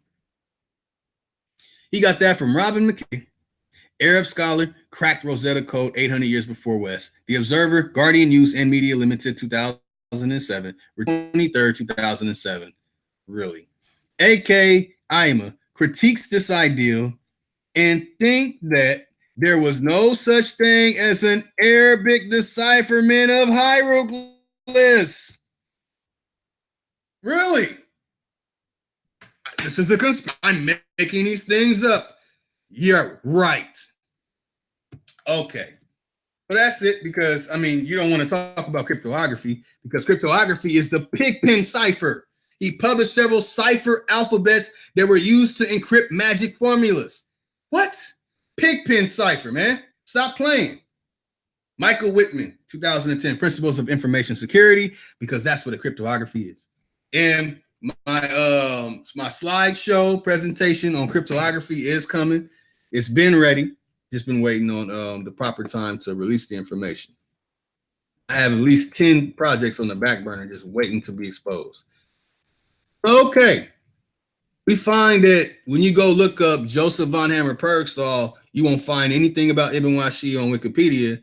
But when you go on Wikipedia and look at Ibn Washiyah, you'll find out that the only person who translated him was none other than Joseph von Hammer-Purgstall. So, okay. Okay, so we have, so far, we have these names. You serious? We have these names. So we have these names so far. We have the evidence of Muhammad Ali Pasha, connected to Clemens von Metternich, connected to 3 Rothschilds, connected to the Alliance Israelite Universally, going as far back as 1840, the atrocities of the Bloody Bell, that's the Damascus affair. We have all that information, and we have those people connected. Rothschilds controlled Egyptology in the 19th century, y'all. What you gonna do about it? Nothing. So, okay. Now, I put a little sidebar quote. I probably won't be able to see it. What I put, but basically I'm saying if you speak in meta-netter, you're full of sugar, honey, and iced tea, your breath stink, and that's why I use bubblegum wrapper for my bookmark on this one, just for y'all. So let's see what the bubblegum wrapper has to say. And I'm not going to make a type of little bubblegum wrapper segment or whatever. And after this, I'm going to bring everybody who wants to come in and discuss this topic and subject. Some of you might be familiar with the information. I'm not sending a link to everybody because I got a troll in Alabama. Because I don't want him on my panel. I don't want pseudo people on my panel at all. I don't want people undermining anybody on my panel at all. Kill that nonsense. We don't want that. We don't want you agents on our stuff. So, okay. One brother up in there, my brother DJ. My brother DJ got the book. Onito Raymond Salgado. There you go. Thank you. Thank you, Raymond Salgado. That's the brother's name. His name is Jonathan Owens. He calls himself Smash Rock. He put out some type of information on Ibn Washiyah, He didn't even know he was a fictional character.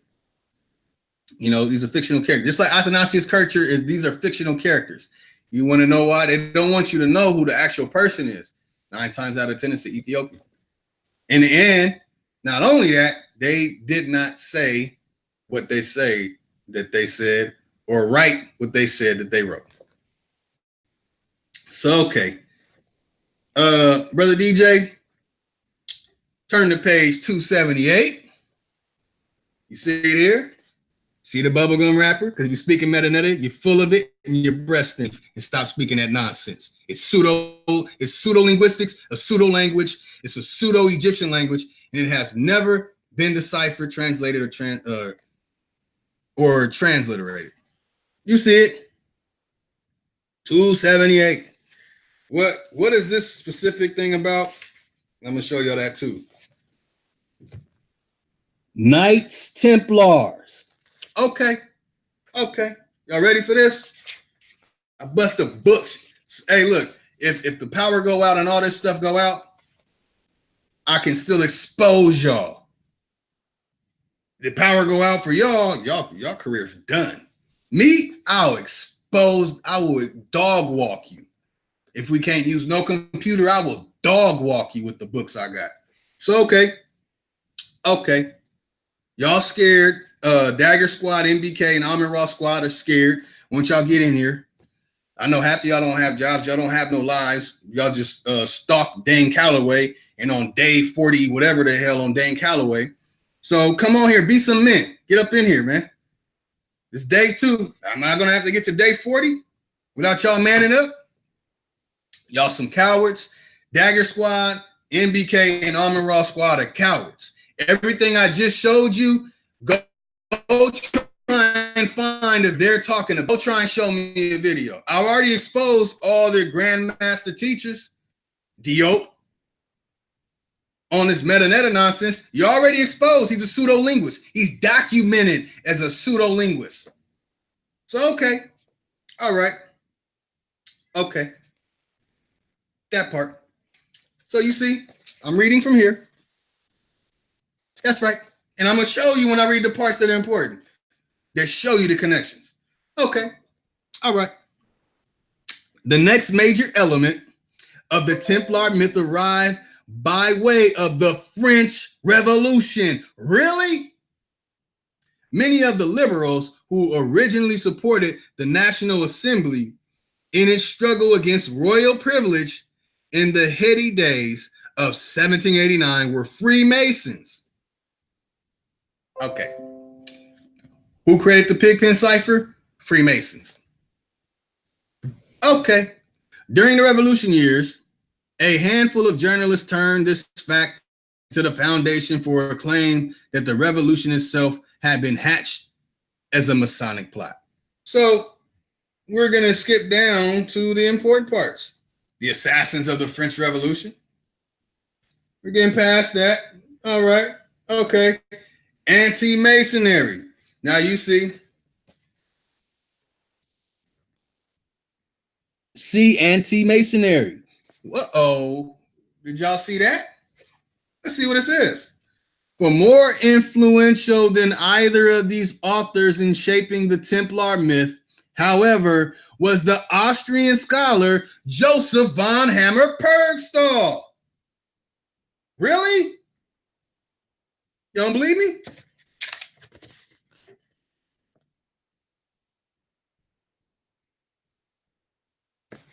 Watch this. Joseph von Hammer-Purgstall, whose Mysterium Baphometis Pan-Africans, gotcha. Pan is also Baphomet. What was that weirdo 6ix9ine do? Boom.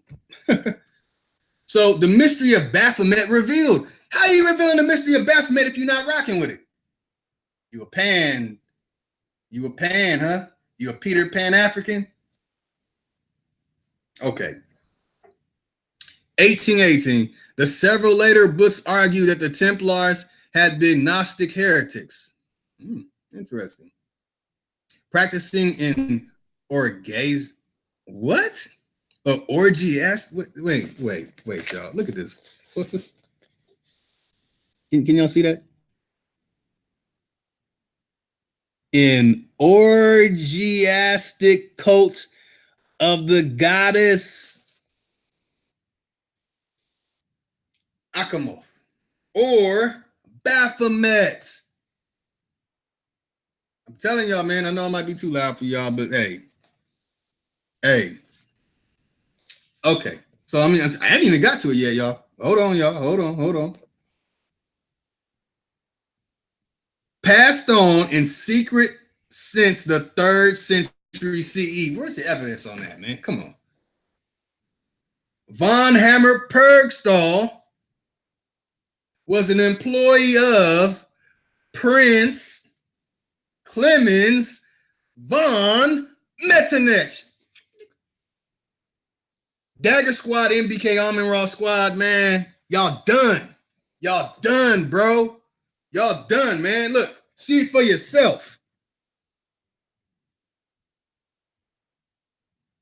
Clemens von Metternich connected to Clemens von Metternich, Purgstall, Ali Muhammad Pasha, 3 Rothschilds, all connected in cahoots. He worked for Clemens von Metternich. Boom. I'm telling you, man. Y'all stop playing games, man. Stop playing games. And I see Madone ran. This might have been a little too much for him. Like, oh man, shit, I'm going to change my name, Kemet now. Yeah, you might want to do that, Madone. You might want to just change that name now, man. You ain't going to make it to Saturday. So, okay. So now you see, really, I mean, I'm doing Madone a favor by debating him. I really only debate people who like have something established for themselves in some YouTube or social media fashion. They have a group of followings. Let me show this. I'm not trying to brag or nothing. Let me show y'all something. Let me show something, y'all, real quick, man. It's something real quick, y'all. Like, and I don't even advertise my whatever I do on here.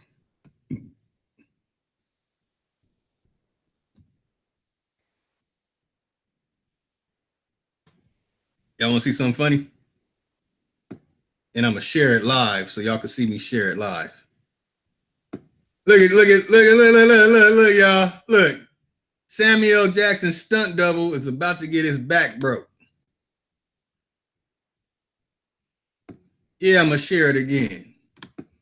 Since he's being a coward and won't get in here and step up.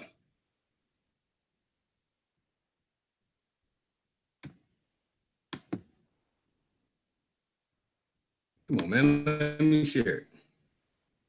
There we go. All right. Let's get back to the point.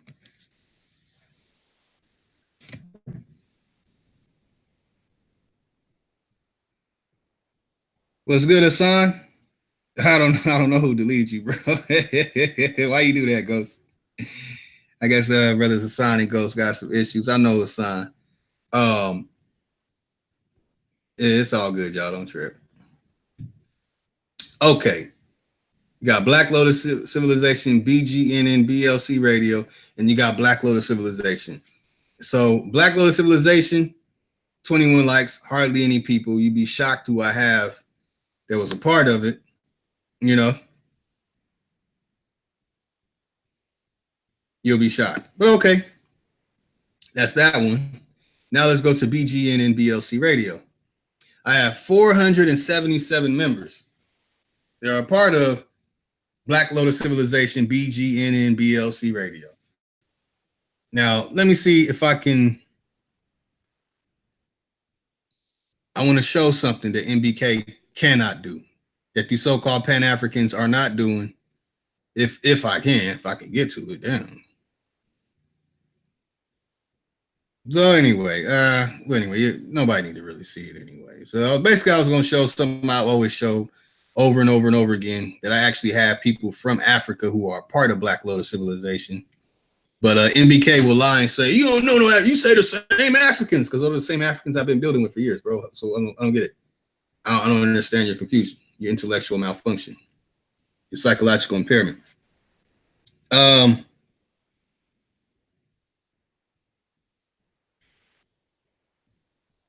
Son, I don't get it why you What? I don't know why you dotting it, Hassan. I don't know what's going on. But okay. All right, enough of that. That's basically it. So I'm gonna go ahead and throw the link out there. Let me knock some of this stuff down. And I'm gonna bring on everybody in the chat, man. Hey, flood it and go in. I'm gonna leave that Israelite University. Nah, let me knock that down too. I can access this stuff at any time, so it's nothing.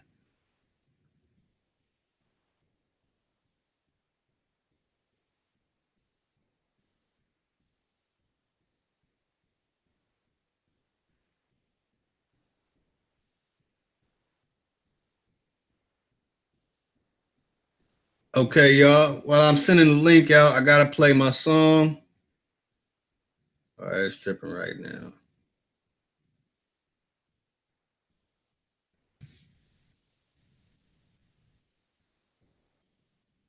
Gotta play my song. I don't want to play that introduction one. I want to play just the song.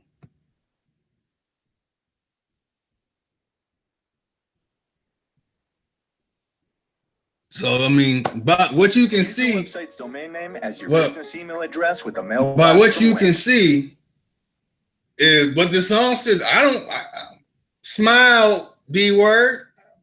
I don't have to go back and forth with you ninjas. Y'all need to address what was just presented to the YouTube world.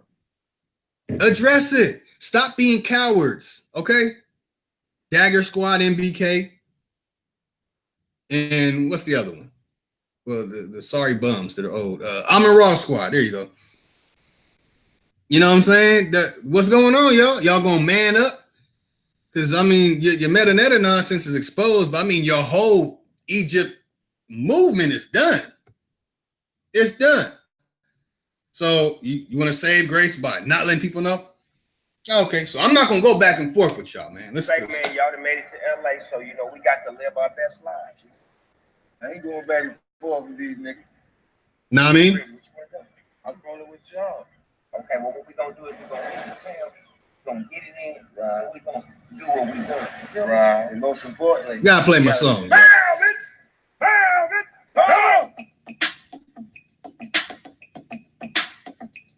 We gonna start this thing over. You gotta bust the shoulders. Hold up. You gotta bust the shoulders on it. It's the Aboriginal dance right there for you, boy. This is what Dan Calloway should be saying to y'all. Going back and forth with y'all. Put 10K in Dan Calloway stuff and shut up. I'm living my best life. Ain't going back and forth with you niggas. I'm living my best life. Ain't going back. Know what I mean? All right, that's all I got for y'all. All right, let me get the homies up in here. I love it, man. When I heard that song, that's all I could think of is, oh, man, that's real talk right there. I ain't going back and forth with y'all, man. Y'all not ready? Y'all not ready? All right. And I see the brothers live, so I'm going to go ahead and send the link, and I'm going to hop on board with the brothers and sisters in the Aboriginal movement who's live. So, okay, let me find the link. Make sure I send the right link.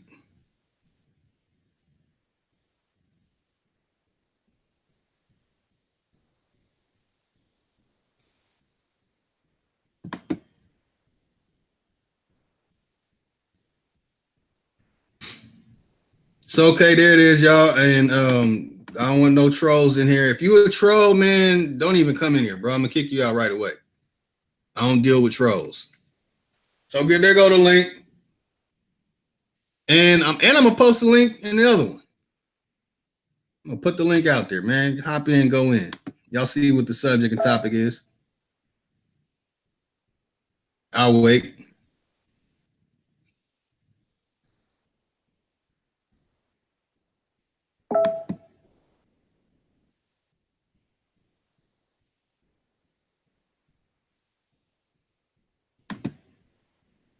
So basically what just happened was some information was just released by me exposing Meta that there's nothing you can do. There's no get back.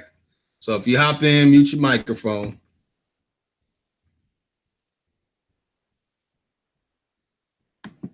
You know, if you don't, it's all good. You know what I'm saying? I don't want to do it too long.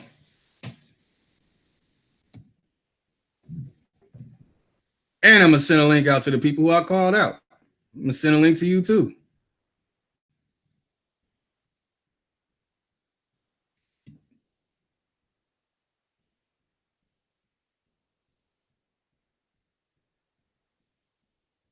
Peace of sign. Bring back memories when I had that name on my channel. Boom. All right, Brother Mo in the building. What's good with you, bro? What's good, man? You know, I had to expose some of the stuff today. Just had to go in, man. And use the proper perspective. I had to eliminate as much bias that I could input as possible, and just was like, you know what? I'm gonna just show it. Let me just show the documentations. Let me show the connections. You know. So we up in here. I hear you. So I got a question though, bro, because I kind of logged in a little bit late, man. So I don't know really what you went through.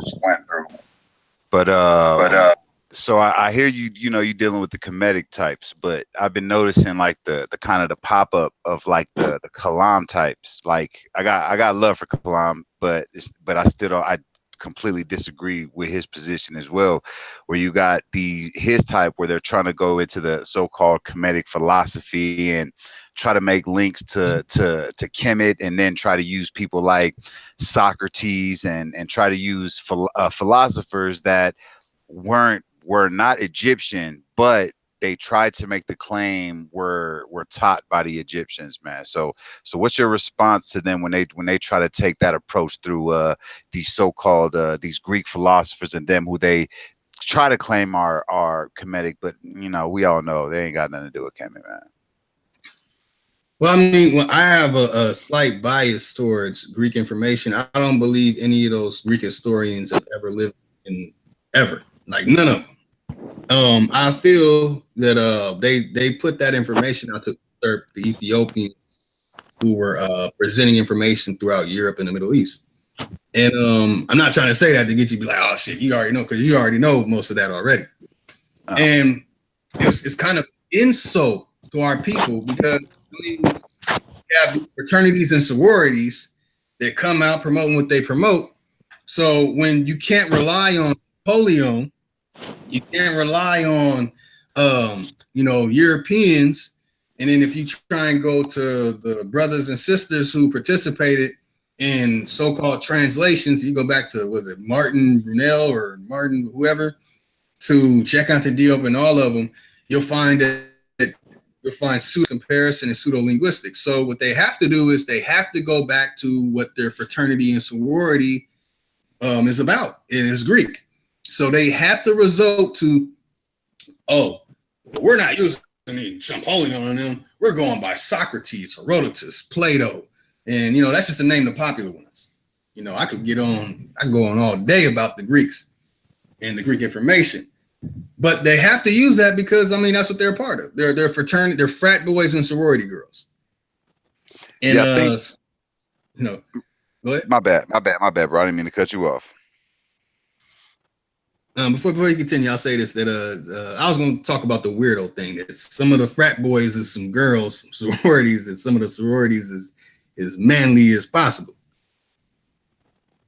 Yeah, man, there's a lot of fishy stuff in there. That's right. Hey, peace. Y'all can hear me? Yeah, we hear you. Shalom. You know, Peace, brother. Oh my God. Yeah, what's up, man? I had to change that name. I had to change that name this weekend. He told me I don't have to give me a name, man. Some decide yet, man. I'm trying to make sure it's the right fucking one this time. Believe that. That's right. You know, I'm gonna take my time on this. You know, because the Morris was pressing, man. Get your name, man. Get your name.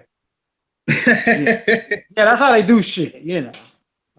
You gotta make up your name, man.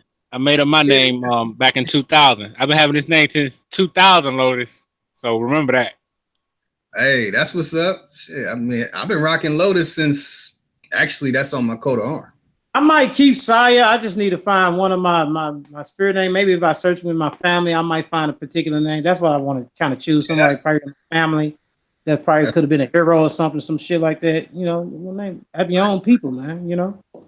Sometimes. That's right. That's where I got my name from. You know what I'm saying? My mother's brothers are Carruthers. Carruthers, our coat of arms is the fleur de lis. You know, so my name Lotus, the actual word Lotus, you have to dig into the real deep etymology of Lotus. It actually comes from where Carruthers comes from. Carruthers' original name is Kai Rodus, and you take off the Kai, the original is Rodus. You got Rodus, Roder, Roderick, Roderick, Ryderek, and it goes even further. But Rodus is actually where Lotus really comes from. And when you dig into it, they'll kind of like it. You don't go by Sugar Free no more?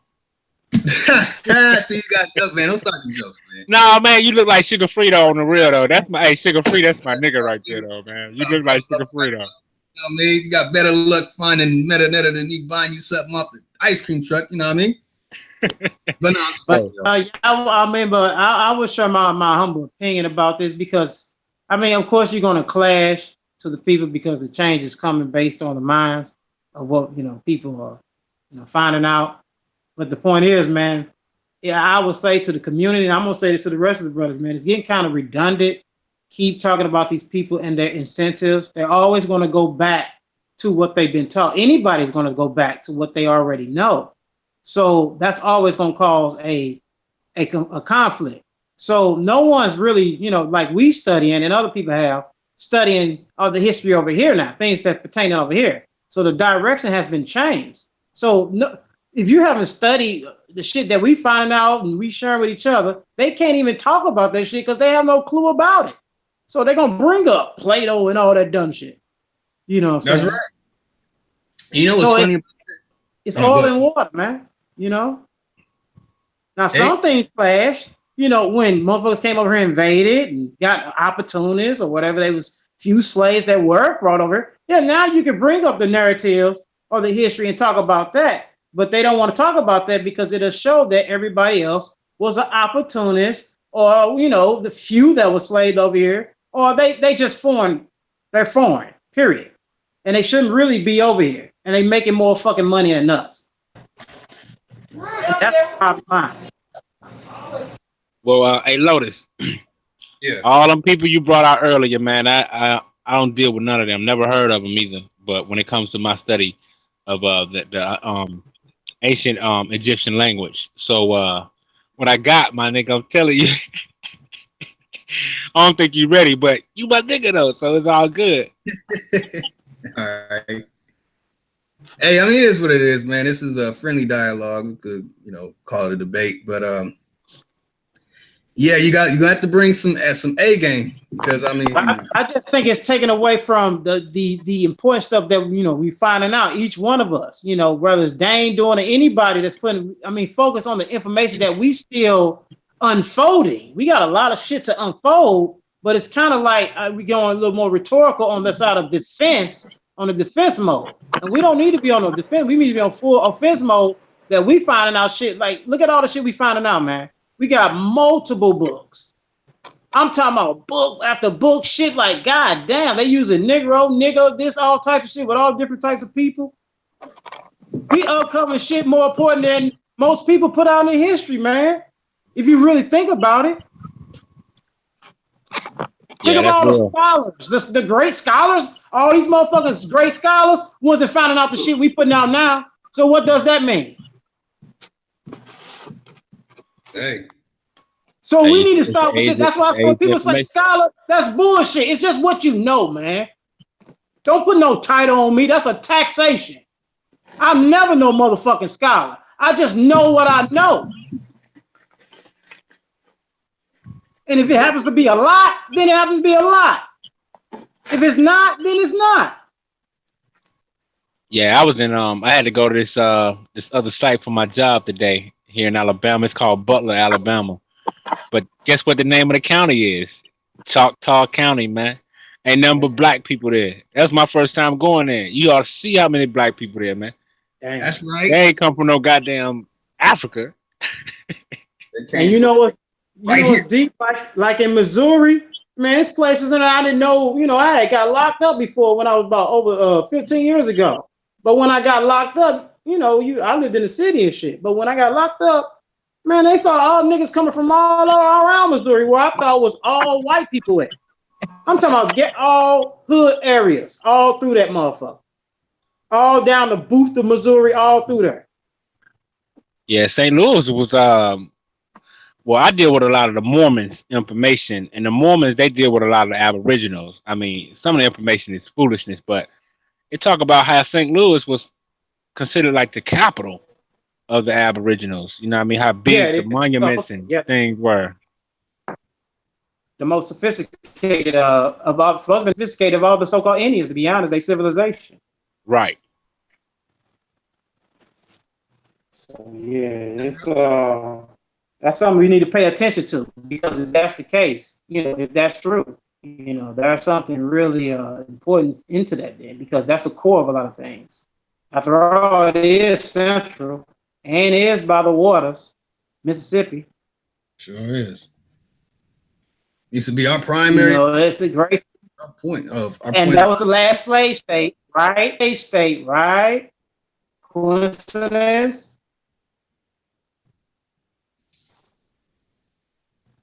Hey, that's right. Mississippi is tied into that. I don't want to deviate too far from the topic, but this is very important information that we're talking about. This needs to be our everything about here, our people here, and operating here. You know, because this is where we at. We got to deal with where we at. We got to focus on that. If we want to build with people from other continents, rather be UK, the islands, you know, no matter what island is, Europe or Africa, or so-called Asia or whatever, you know what I'm saying? We need to have our stuff together here. And going to these other places, like you can't just go to one of these other countries and you broke, you barely surviving, you making less than $350,000 a year. You're not going to be an influence or impact on anywhere you go unless you have your stuff together.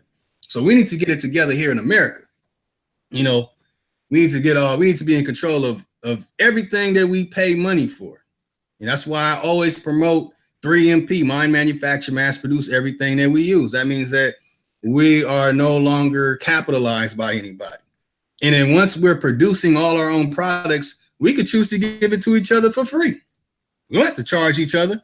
We could give it to each other for free and live an agrarian culture where you want to do trade or whatever, it's cool. But things that are necessities, food, roof, like these things we shouldn't even pay for these things, man. Water does not run on promissory note.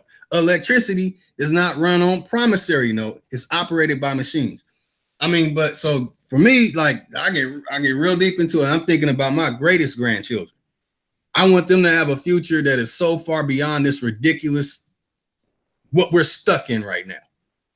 I want them to have a much better life than whatever we're going through today. Struggling. In California, it's difficult to work a job.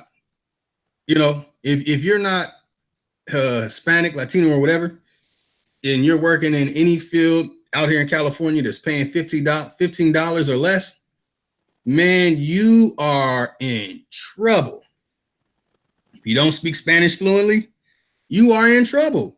And even if you do speak Spanish fluently, you're still in trouble. They're going to try and get you fired. Your first week, their goal is to get you fired and bring Jorge Rodriguez and all them in and have you removed. You coming in, they're already pissed. Oh.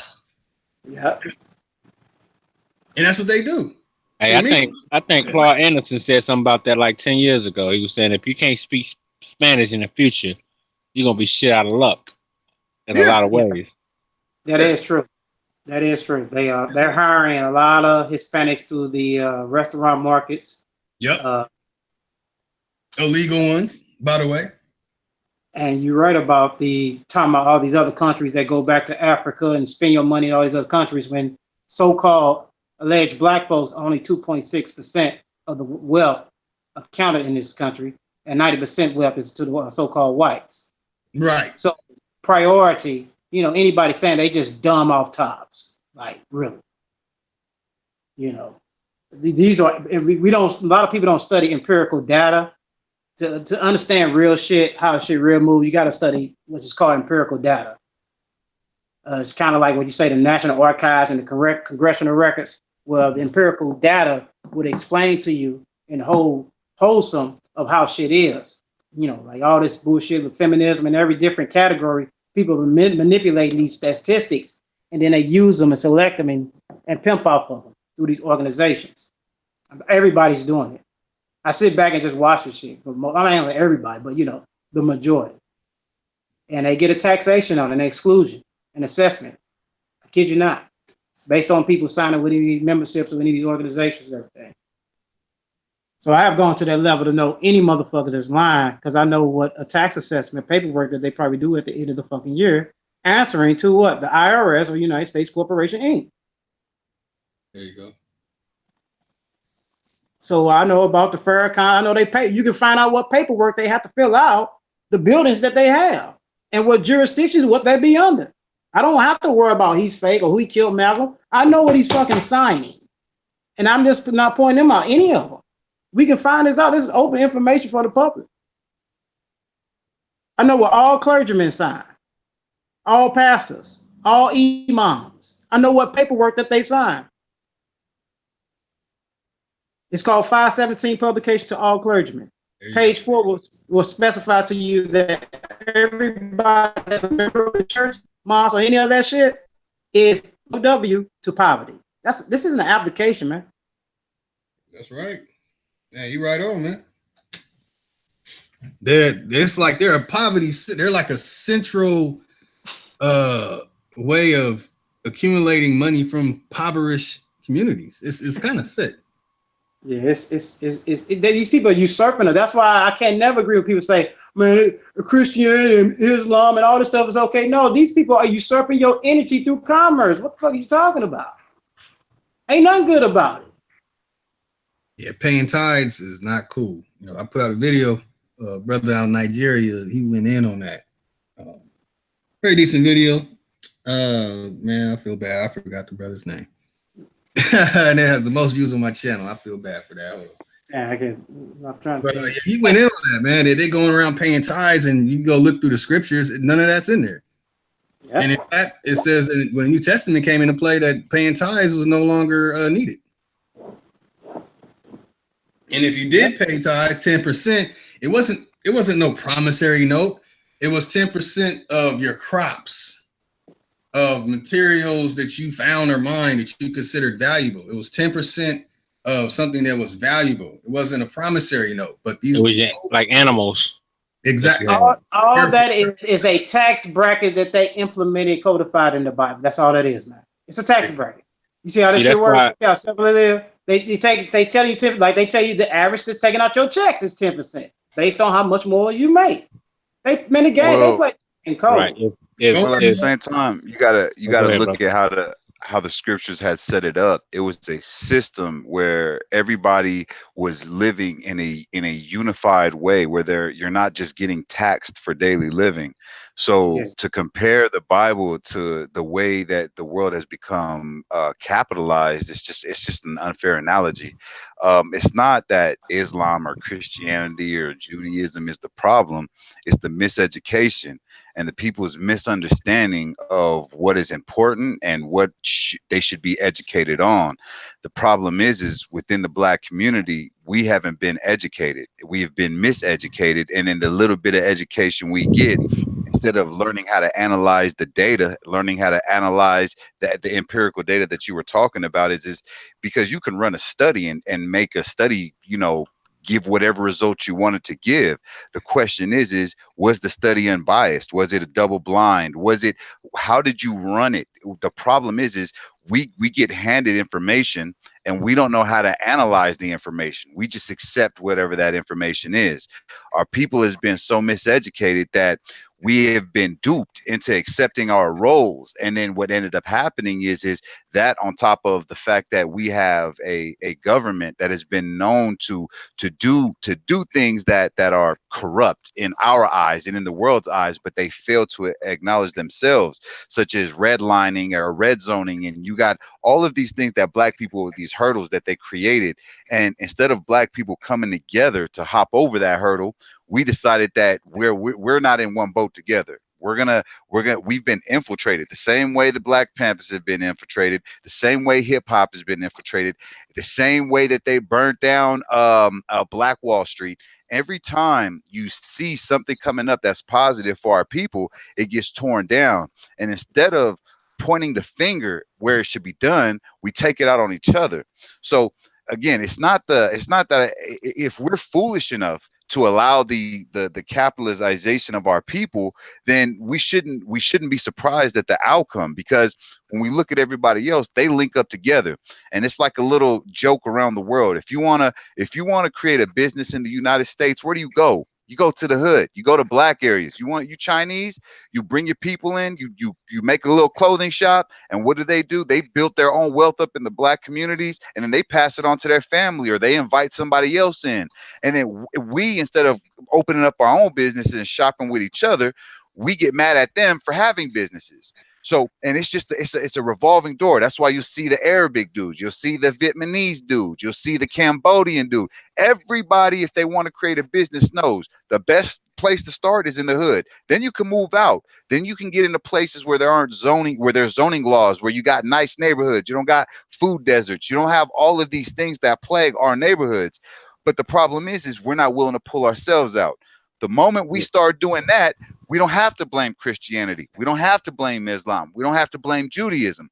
But we have to educate ourselves first. We have to analyze what they give us. We have to analyze the data that they give us. We have to see if what we're doing is hurting ourselves, and if what they're doing is hurting us. Because they won't hesitate to let us know that, hey, yeah, there's too much Black on Black crime, but they won't never expose how they hurt us. The problem is we know that they hurt us. Yeah, but there are greater wisdom and greater books of knowledge in the world, like the Nag Hammadi, the Vesica Pisces, all these different books that's out there of grand knowledge that comes from the Eastern Hemisphere. The embryonic triad, we got to know this by now, that these are created. I mean, like, these are written by men like of higher order. Like, there's no credence to that.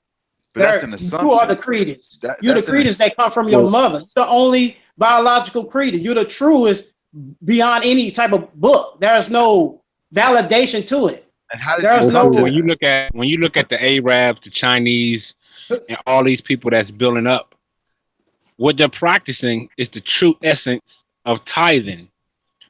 If Black people was tithing in its true essence, it wouldn't be no poverty.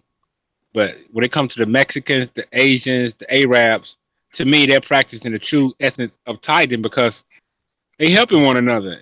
They share. Well, I mean, it's common sense. If you save money and you put money away to store it, you will have something to go and get. That's just, I mean, that's simple logic. It's nothing right, really. But I'm just saying they share, like they share. If you look at it, right, a lot of them, they share.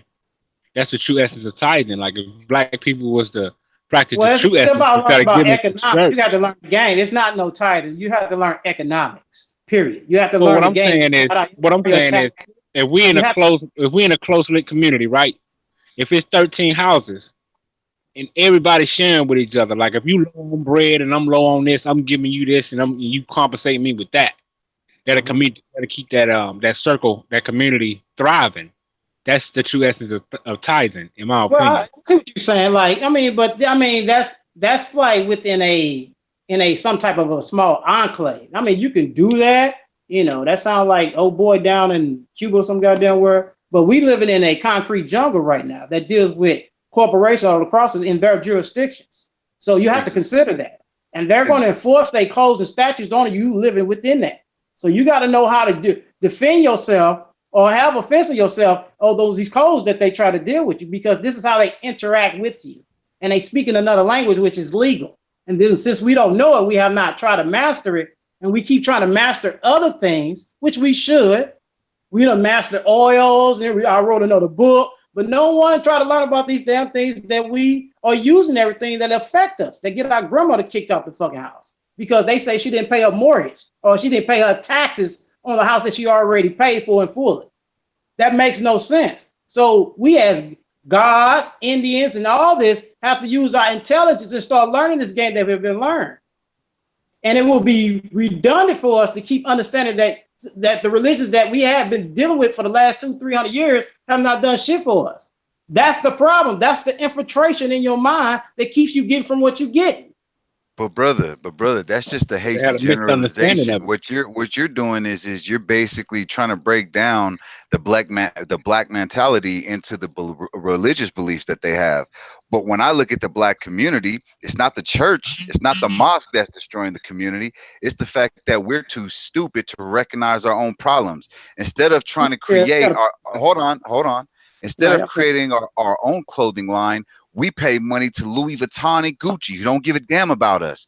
We promote alcohol brands from champagnes to liquors. We set the trends, but none of the stuff that is part of that trend belongs to us. We take other people's brands and logos and make them hot, and then they become dependent upon us. When we go into our communities, it ain't us who owns our own businesses. But when you go to a white community, you don't see black people owning businesses in their communities. You don't see black people owning things in Asian communities, but you damn sure will see everybody else owning businesses in our communities.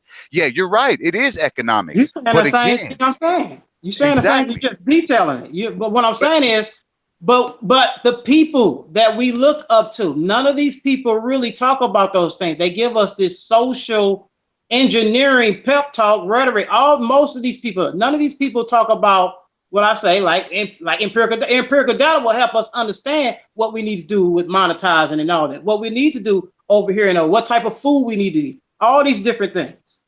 But Yeah, we but that come in, but we have to you know, understand our own law. Like you said, we have to understand our own laws. That's the reason why when you look within a black community, you won't see zoning laws. So the zoning laws that aren't there, you have a liquor store you'll have liquor stores everywhere.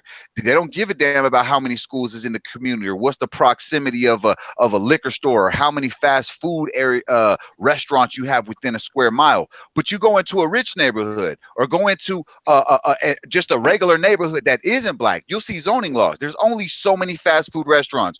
You can't have a liquor store within a mile or this many feet of a school. You don't have that in the black communities, and you don't hear our people fighting for these zoning laws. But the problem is we're too concentrated on the trivial. We you hit right there. You said the people ain't fighting law, so it's the people. I agree with you. Yeah, It's mainly I understand it. It's the masses that's really fucking up the country. yeah, Blah, blah, blah. The definitely. elite 1% got it all. Yeah, they setting up the traps. But however, we talking supposedly 7 billion minds on the planet against a couple of fucking families. That's bad. That's real bad. That the intelligence that gotta be really fucking bad if people are up on only fucking 13 families. We some dumb motherfuckers for real.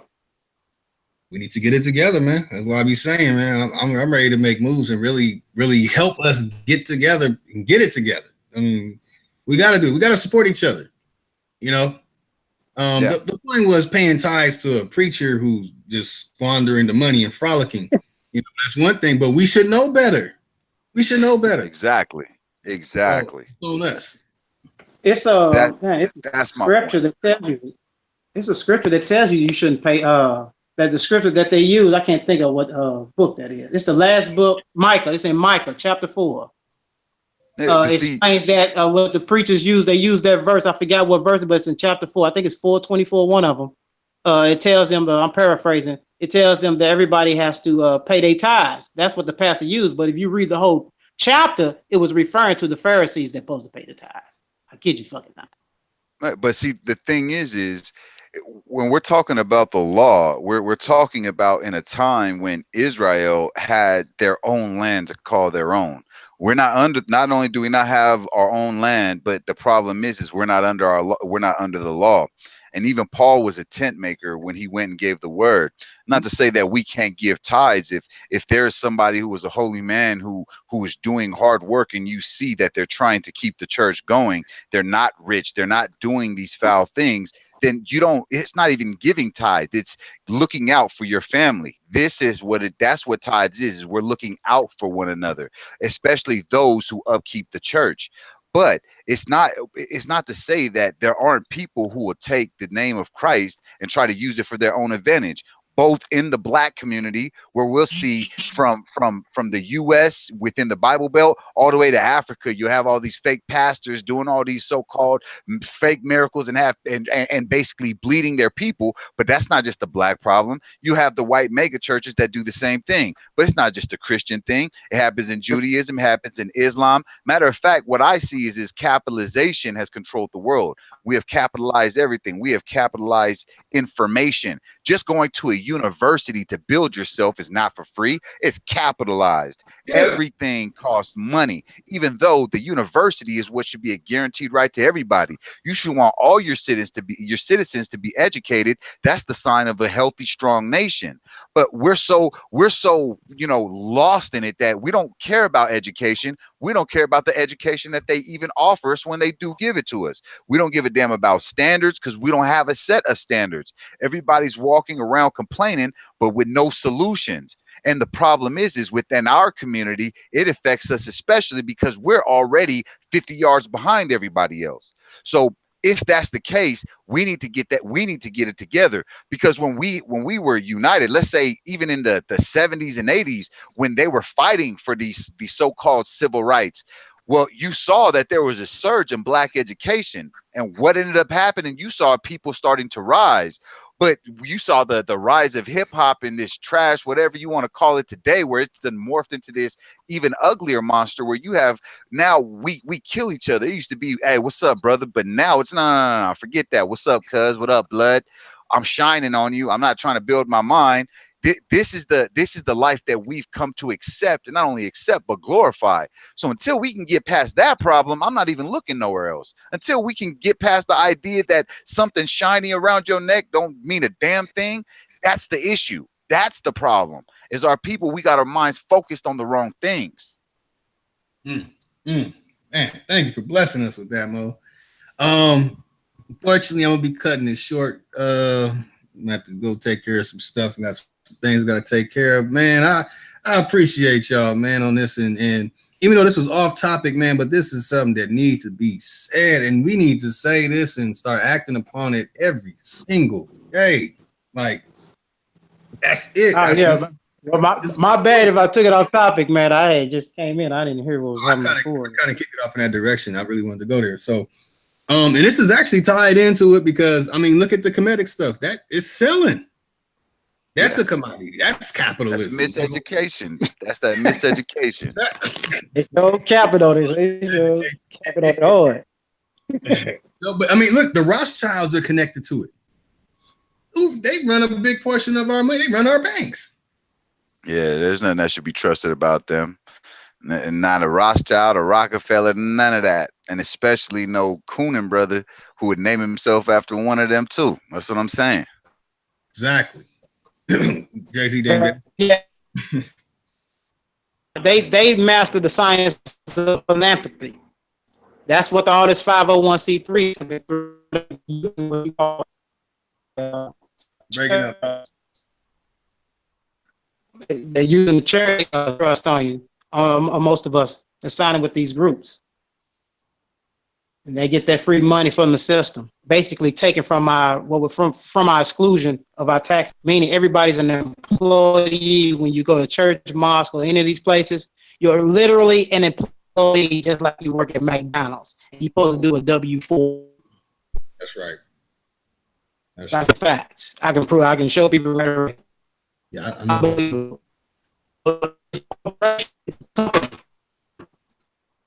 literally, it's a bank. It's not yet exactly the books, but it's they have. Your mic's breaking up, brother. It's getting you hear me? Yeah, it's probably. I'm walking around. This guy got bad area. Yeah, I'm gonna have to hop off though. I gotta take care of some business, man. I really appreciate y'all coming in. Y'all definitely invited all the time. Doubt. Even Madone, no, I'm just playing. Madone came and dropped some jewelry. It's Madone, man. You know what I'm saying? All right. Madone. Madone commit. And that name ain't gonna last long, Lotus, because I'm not taking it off, brother, because I'm not losing this debate. All right. Madone is in daydream world and land of make believe stuff and all that right now, but it's all good. I'm gonna definitely show and prove, man. You know how this language. Now this outside of Jabari and all the information they be trying to bring, man. The people I study with, they actually live in the land. You see what I'm saying? So Yeah. get ready. All right, Yeah, that's some What's up, stuff. Panel? What's up, Lotus? It's What's up, some everybody on depth. the panel? What's up, Noon Dot. What's good? Peace, family. Hey, real quick, I just want Peace. to mention something real quick because I was listening to Lex and Soul of Mine, and I kind of came to this conclusion that what I've been knowing is I'm pretty sure all y'all know what I'm talking about when I say they try to charge us for everything that should be free. Like, you know, I know a lot of people are hard on the spiritual aspect and the religion, saying that it brought us down, but I disagree. But I just feel like when other human beings try to sell you what should be free, that becomes the problem. Everything in this world is free. So now what they try to do, even with Obama, what they try to say the global warming. So now they trying to sell us air. They trying to actually sell you air to breathe. And what Sarnetta HOK has done is try to sell you your consciousness now. You see what I'm saying? This is what they're doing. Your consciousness should be free. You should be free. Right. That's because they're going against the Messiah. See, the Messiah was the one who brought the liberty of conscience. Before that, people was going by what the Pharaoh said or what the ruler said. But see, now we had a liberty of consciousness, and it should be free, like you said. That's right. I agree. Right. This is what capitalism has done to us. They're charging you for things that we should already have, and we should already have. We get by birthright. We should be able to think and do what we want to do. Yeah, that's in the Bible. Consciousness, come on, man. They're capitalizing on consciousness. It's ridiculous, no?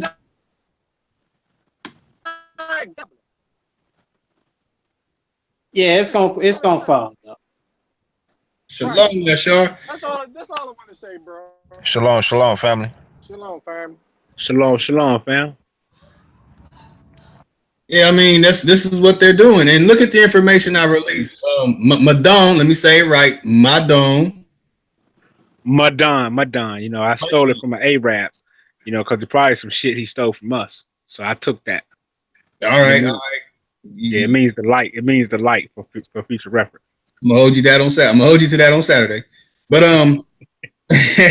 that's what I was giving a hint to, that this information that I revealed in the live stream earlier, we should already know this. This shouldn't be no mystery. But the people who are capitalizing off of this, they're capitalizing off of consciousness.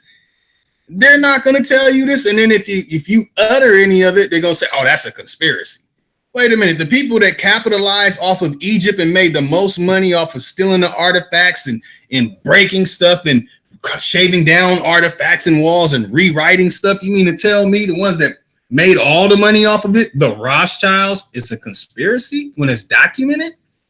They don't want you to have it because they have capitalized consciousnessism. And that is very, very wicked. It's in every spiritual teachings how wicked and evil that is. Period. No way around it. Yeah, you know, niggas, melanin people help do this now. You know, the white man ain't create most of these inventions. You know, Negroes create some of this shit now. So we gotta look at this shit in omni form. We can't throw all the evil and bad to the white man and all that shit. It don't work that way. That's right. Evil. He ain't the beginning of evil. He ain't the master of evil.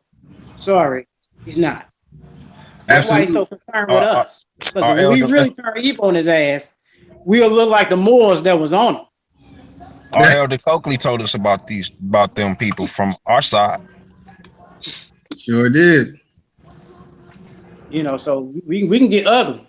You know, they don't like us getting into our real shit. You know, look on the zombie Indians, how the zombie Indians, you know, what the rituals that they did. This is dealing with the real voodoo, the dance, the ghost dance, the sun dance, and all that, those dances. Because what we do in our dance, we learn what we think in our mind will come to consciousness on the planet, meaning animals and goddamn weather will listen to us. We'll be a walking heart machine.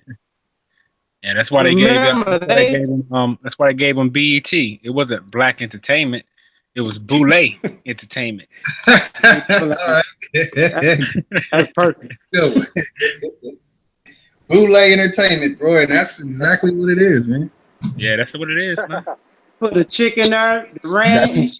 They ran that motherfucker down. that's what's entertaining. It's dumbing us down while it entertains them. Exactly, literally, man. We had some other people that joined on earlier. Huey P. Nonsense, I think, and Empress. My Empress. Ooh wee. Let me see here. Let me get these names right. Let me get them right. Hold on, y'all. Before we cut out here. All right, I can't see it. I lost it. Where's it at? There we go. Okay. Yeah, Huey P. Honorable admiration to everyone in the chat that came in, took time, hopped in. We'll give about 5-15 minutes, go in a little, and then I got to cut out. Original Copper Empress Holbert, she was in there for a minute. That sister goes in. Boy, she went in to the AM last night and woke up and started going in again. That's what's up. Man, I really appreciate everyone coming in, man. So right now, I want, everybody, let's go in on this. And these things that are necessities to our living today. Unfortunately, the meta-netter nonsense is not really that important. More people know about Jesus than they know about a Heru shirt or whatever, Ankh. Although it's popular, but more people will revert to talking about Muhammad, Buddha, what do the Catholics call on? Mary, and Jesus to the Christians. This stuff is far more important than this meta-netter nonsense, but, I had to deal with it and expose it. And I want to expose this before I cut out on that. This is going to be like, why you do that? So I want to show something again, man. I'm going to go in on this real quick, y'all. Let me see my screen showing. Real quick, want y'all to see it. So it's like, where does this information come from? I get a lot of my stuff from books, and then I bust it out. But I want to read a little something right here. It said, by 1903, the Aryan racial mystic George Lanz von Liebenfeld was laying the foundation for the Ordo Novi Templi, a racist occult order that foreshadowed Hitler's SS. In 1906, the Ordo Templi Orientis, that's the OTO, which practiced a system of sex magic borrowed from their other magical borders of its time, was established, and in 1912, Aleister Crowley, for whom sexual deviance, religious heresy, and occult practices were the breath of life, took charge of the OTO in England and America and proclaimed to his new Templars a gospel very nearly identical with von Hammer Purgstall's fantasies. Just wanted to share that cutout, man. Let's go in. Yeah, I got a name for him. I'm gonna send it through the back check too. His name is Raphael Lemkin. Raphael Lemkin. That's Lemkin. Very important. This is the white dude that actually coined the word what you call genocide, but also the word ethnocide, to help us understand how he coined it, because the Muslims in the 1900s still had the Armenians, white people, enslaved, fucking them up. And he put out a lot of policies through the UN and all that to try to stop the shit or whatever. They killed him and shit. They fucked him up. He died broke and everything. So there's some real shit going on out here, man. But it's key what he was pushing, because they keep having us use the word genocide. We really should be using the word ethnocide, because ethnocide is just as worse as genocide within itself. It's the process thereof. That how they do it based on us, declassifying us, giving us different names, different brandings, simultaneously taking over our culture. This is what ethnocide deals with. So the terminology we're not using correct, because we still here. Ain't no genocide, we still here. That's why ain't nothing. That's why there's no reparations, no restitution, none of that shit. It's deep. I'm gonna send it through the back. It's deep, and I'm gonna. With that, man. That's something we need. It's a hammer. It's a real hammer. because it explains verbatim what we really trying to say and what we trying to push out the people recognize this as a whole or what this corporation has done to this land. It's not America that's bad, it's United States corporation that's on this land. Or in all these other corporations. Right. And the fact of the matter is, the U.S. corporation is lawless. They don't have any guidelines because they went bankrupt. Along with the rest, I think it was some you probably know, Saudi. It was like 4 other states. But the reason why they had to create the Geneva Convention. Well, we touching on it. All right. Man, we gotta continue this. I'm doing a day thing, you know what I'm saying? You got Lex Vortex Solar Mind doing a day thing. You got the Dagger Spork Squad, Garfield A. Reed, Barfield A. Greed he's on like 40 whatever day on Dane Calloway. Boy, that cloud chaser stuff is nonsense. Man, I would love to have y'all brothers on here consistently, man, especially talking about this. I love talking about multiple things. I can't focus, and I'll nail a topic like it's never been nailed before when I deal with empirical data. That's one of my favorite words, by the way. But I'd love to have y'all on here talking about this, man. We all, my good brother Abe fell, he bounced out. But man, thank y'all for coming in, participating, and I hope everyone was able to find something and heard something today that they can utilize in their daily living and go about their day in a positive way. Nonetheless, brother Sia, unknown, he remains unknown, which I don't knock you for doing it. The Moors want to get on your head because then they can't, I just haven't operated my phone yet. I don't care who they know, man. I don't have none of this. These people know this consciousness out here. There's people with that they should be going on too long. Man. That's right. I know. I'm just joking because I was gonna make a status correction joke because they can't get you to do a status correction with an unknown name. That was a little joke I was gonna throw out there. But the people that call themselves Moors, people who call themselves Moors, bumps in the road with a couple of people who are. I know people who pimp it. People names having to sign shit to join their temples, and they doing taxations on your shit at the end of the year. See, I know how much knowledge they think they help. I know what they're doing, and I can really hurt every last one of them if I put out the. I'm talking about the real deal. We talking IRS. These people, man. That's why I said, man, people are motherfucker, boy. I'm telling you, it's a game. It's a game, and they helping. I'm not saying people ain't helping in a way. Still, people giving knowledge and all that, but they ain't telling what they getting on the back door of it, just like everybody else. Honorable admiration to my Moorish brothers. I got a lot of, but yeah, I know, and a lot of them will admit that, So to Harker, I know what I'm talking about. I learned it from them. I mean, I learned from just that. You come out of it. You learn. You grow. I phased out. Boy, you hitting them with the pun. Okay. Disrespect them. I mean, shit. People killed a lot of motherfuckers across the land. They history of motherfuckers, so they can't talk. That's right, man. All fair love and love and war, man. So my brother, beautiful, man. I didn't even expect this at the end, man. We had our Flat Earth brother come in for a moment, and we had the beautiful Copper Empress Hoper. Oh boy, man, I'm in love with her. Don't tell my lady, y'all. But it's all good, man.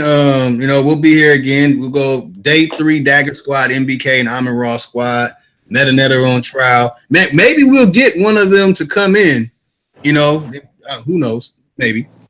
I got a question before you leave. So everybody's still calling Mother Earth, mother, woman, female, lady, Becky? So we it's Mother Becky now. It's flat. It's just Mother Becky. Fuck it. That's what we doing now.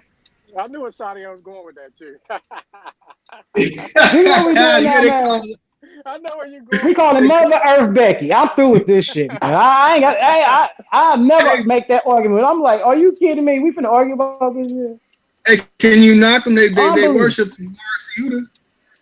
That's a Becky right there. Hey, Becky and Earth, man. That's fucked up. That's just too bad. Yeah, all bad. it's not even really important anyway. Because if it's flat, now what? Can you cure diseases? Boom. Can you get There a it good is. food? Can you get a non-GMO apple? Well, that ain't doing nothing for me. So that's irrelevant. That's why I say our minds are on the man. That shit. I crush niggas when they come. Man, fuck the flat earth. Fuck the round earth. How about feed these babies? That's right. You see what I'm with you on that. the hell's going on here, man? That shit. Everybody trying to be a super fucking science. What the fuck? We ain't even learned grand mathematics yet. We don't even know how to do mathematics. And that's a real game. That's how you build bridges in downtowns and shit. Tinkara, what's up, fam?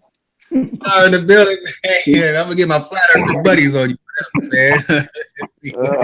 They call it Earth Becky. Just put that out there. Earth is Becky now. I'm gonna give me a T-shirt and make it.